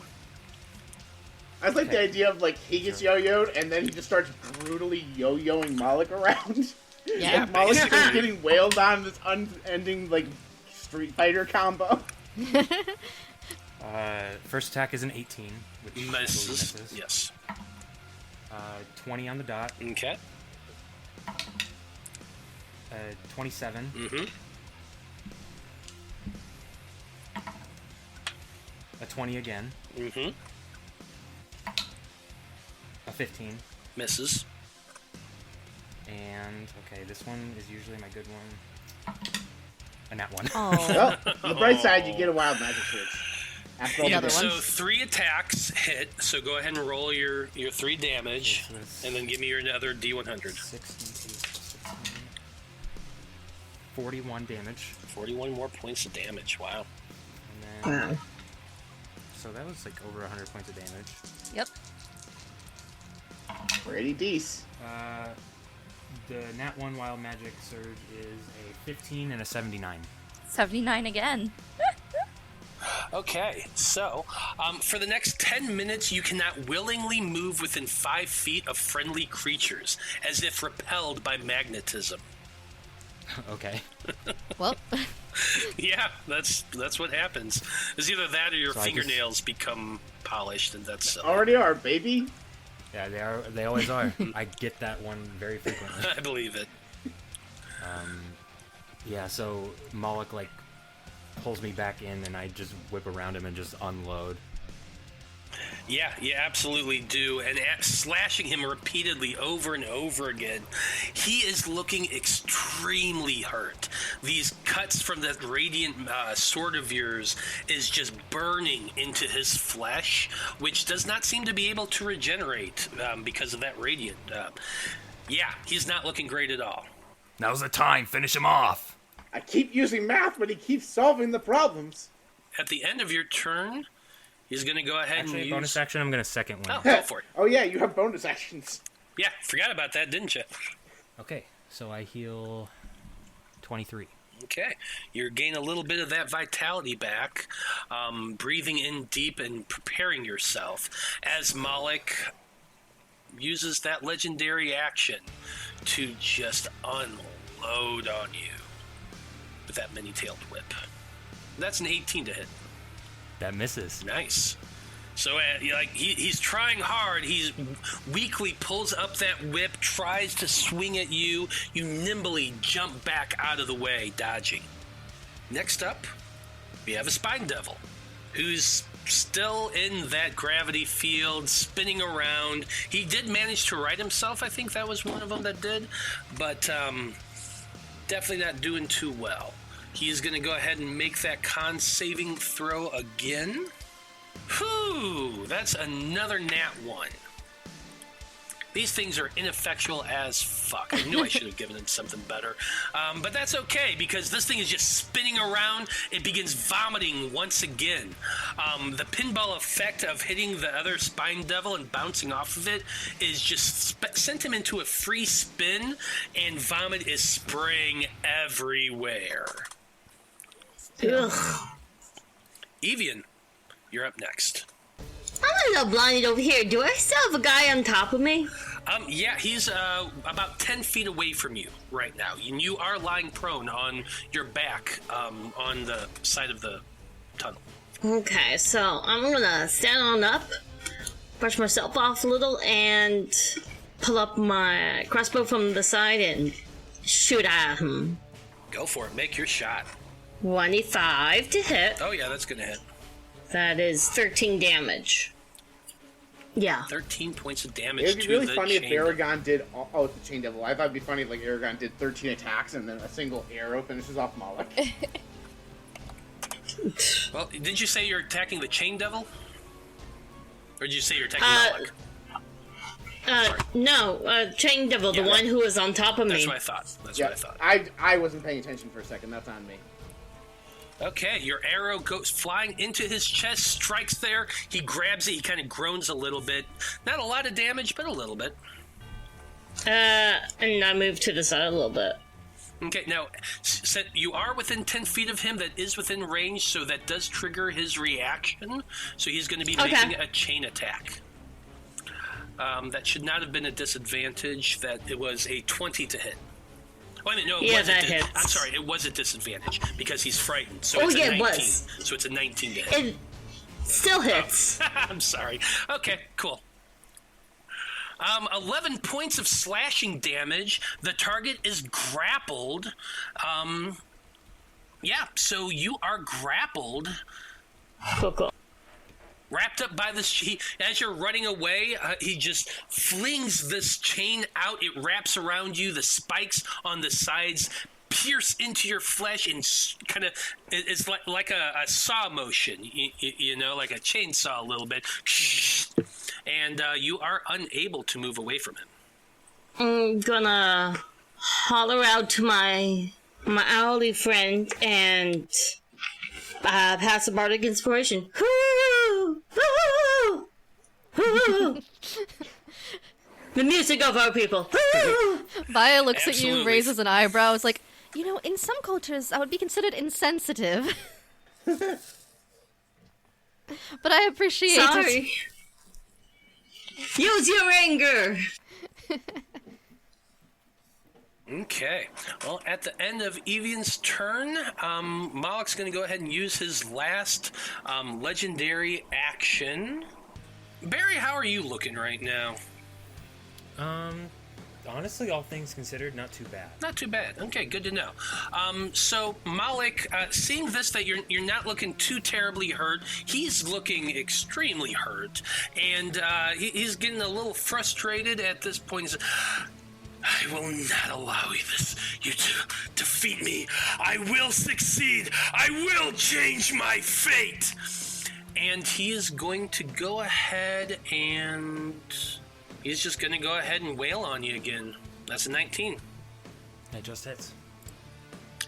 13 points of slashing, 12 points of lightning. We do the yo-yo effect one more time as he flings you into that gravity well again. Make me a con saving throw. Con? Yep. Oh no, don't. Oh god. Well, 14. 14, that is going to be a failure. Also give me that strength saving throw to see whether or not Moloch is able to pull you back. Forgot to have you. 27. Yeah, 27. Okay, that actually succeeds. He's not able to grab you, but with the 14 con save, you just get pushed out into the center of that space, beginning to spin and twist and rotate, and you get caught into the gravity well. You're pulled down into the center of this area, so you're literally 25 feet hovering there, spinning, and you can't help but vomit. So can't he voluntarily fail the saving throw to get pulled back? Well, I think in this instance, because it's Moloch, he's hurt pretty damn badly. He was literally trying to get him in there, so it was more like Moloch didn't want to pull him out. Okay. Yeah, Moloch didn't want to pull him in. It happens anyway. It's possible that the chains just wrap around him, but he was wiggling at the time, so that's why he was able to get free of it. I follow. Reese, top of the turn order. You're up. I am going to try to move a little bit closer to try and keep all of my friends within my radius. Okay, and then I'm gonna guiding bolt Moloch. I hope. And I'm gonna use my last lucky point, because that was a nat 1. 24. 24 does Oh, hit. thank God. Anybody else sweating? I'm sweating. A little bit. Okay. Warm in my room. Guiding bolt. Okay, and then if I upcasting it at level 3, it's going to be 6d6. Okay. 31 plus 4 is 35 points of radiant damage. 35 points of radiant damage. From the ceiling, you gather up all your energy into that guiding bolt, unleashing it towards Moloch, almost like a spirit ball a little bit. It goes flying towards him, striking him in the chest. Moloch cries out in pain as his guiding bolt burns into his flesh, and he begins to glow faintly. He is looking extremely hurt by this point. I can't bonus action throw a dagger, can I? I have to melee attack to be able to use my dagger and offhand. Correct. Dang it. I'm sure Bigby's giant foot's got this. Finish him with a dick kick. I think I'll 13 sword attacks. No. Just the kick in the dick with advantage. Yeah, so I think I'll just take, I'll use my bonus action to dodge. That's it for Reese's turn. Moloch's out of legendary actions. Via, what would you like to do? Now, I've been thinking about this and that it would be funny for him to just get kicked in the dick and die. But, It would be. Please do it. but I also Soften kind up of... first. I kind of want to save the foot to go break the machine, because we don't know what's good. But I don't know. Yeah, we'll kick him with the foot. We'll kick him with the foot. Kick him in the dick. It has advantage because of guiding bolts. Oh, true, it does. Okay. Please. All right. Yeah, so it'll. Another crit with the foot. Hold on. What's its speed? That's a good question, actually. Oh wait, I can bonus action move it. Yeah. Okay, yeah, I can move up to 60 feet. It can get there. Okay, yeah, Oop. definitely. So with your bonus action, you're sending the Big B's foot flying over to Moloch. What you got? We got not a crit, sadly. But it does probably still hit. That's gonna be a 21. I think you guys said 20 hits, Yeah, so 21 should a hit. 21 is going to hit. Roll that damage. I forgot something I could have done to do more damage. You already got the prize for most damage dealt in one round, Marty. You're good. Yeah. But I wanted to do more. 29 force damage from the foot. That was one hell of a kick to the crotch. Not as bad So as last. Via, Yeah. tell us, paint us a word picture real quick. Tell me how this I'm looks. punching the air right now. Hold on, I have to ask someone something. Hey, love. What did Arlo tell Moloch when he was gonna eat his dick? Is that what he said? Yo, at some point, once this is all over and I have my stuff back, I am gonna bite off this dude's penis. But he probably thinks I can't do that, so he'll agree to whatever anyway. I am gonna do it. He looks at him. I'm gonna do it. I'm gonna bite off that dick.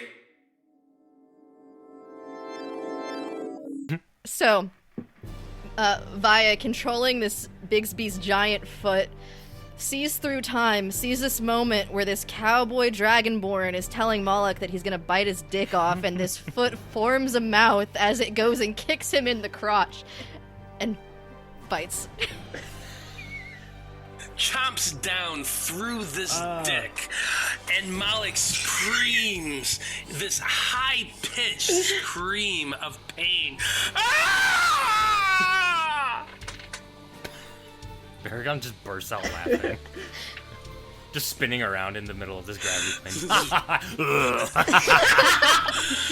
Vomit and laughter flying everywhere. You watch as Moloch begins to burn away from the stump of his poor phallus, upward, burning through his body slowly.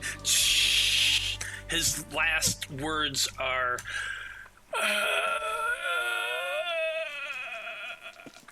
Because he just got kicked in the dick.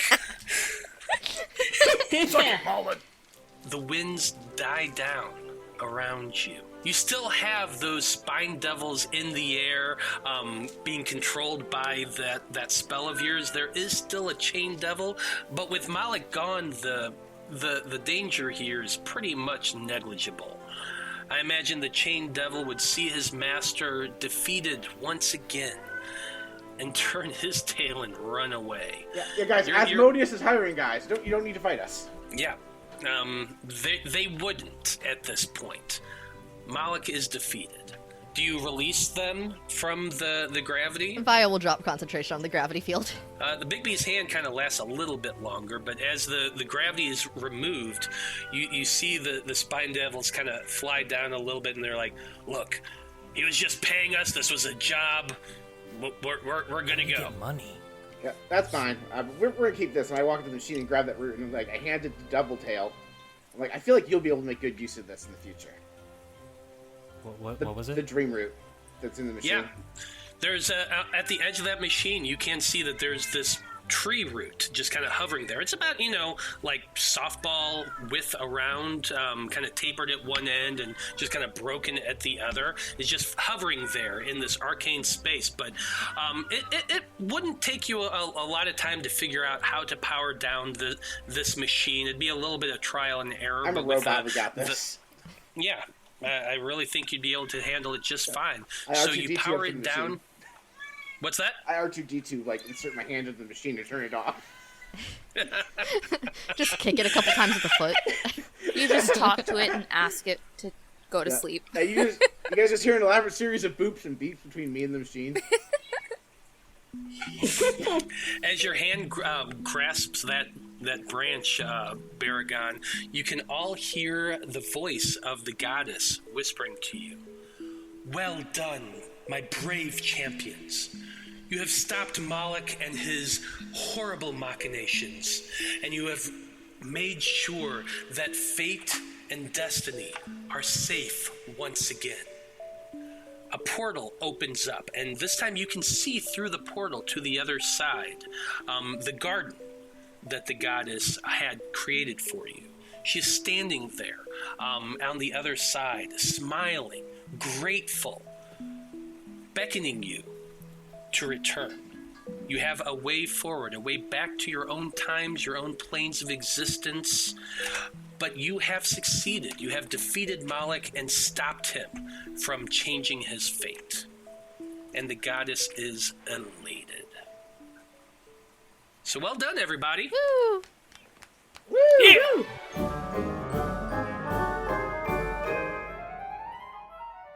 Jake, what are all those strange people doing to the side of the ship? Well, Alexa, we need to let people know about our sponsor, Dragon Master Games. So I had their logo painted on the side of the ship. Do you think a local game store will want people to know they're in league with pirates? Maybe not. There is nothing stopping you from spreading word about all the great products and services Dragon Master Games offers at every port we visit, or how you can order things from their online storefront. But please, do not paint their logo on me. Fair point. Nothing a little prestidigitation can't fix. Anyway, time to embark. Avast, me hearties! It's time we depart from this cursed port. Isn't this your hometown? Yes, and I've surely outstayed me welcome. Hostile lifeforms detected. You see several muscular goons approaching the ship as you raise anchor. Who are those guys? No one to be concerned about. I feel like that means we should explicitly be concerned. Not at all. Those are our wonderful patrons coming to collect their annual swag bags and join us in the community game day.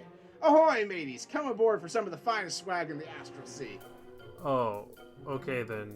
Where did we get patrons exactly? They subscribe to Bard Rock Network on Patreon or Ko-fi. Supporters gain access to all those rewards and more. Links can be found in the show notes. Looks like we'll be staying another 10 day after all. Miss Polly, refreshments for our guests.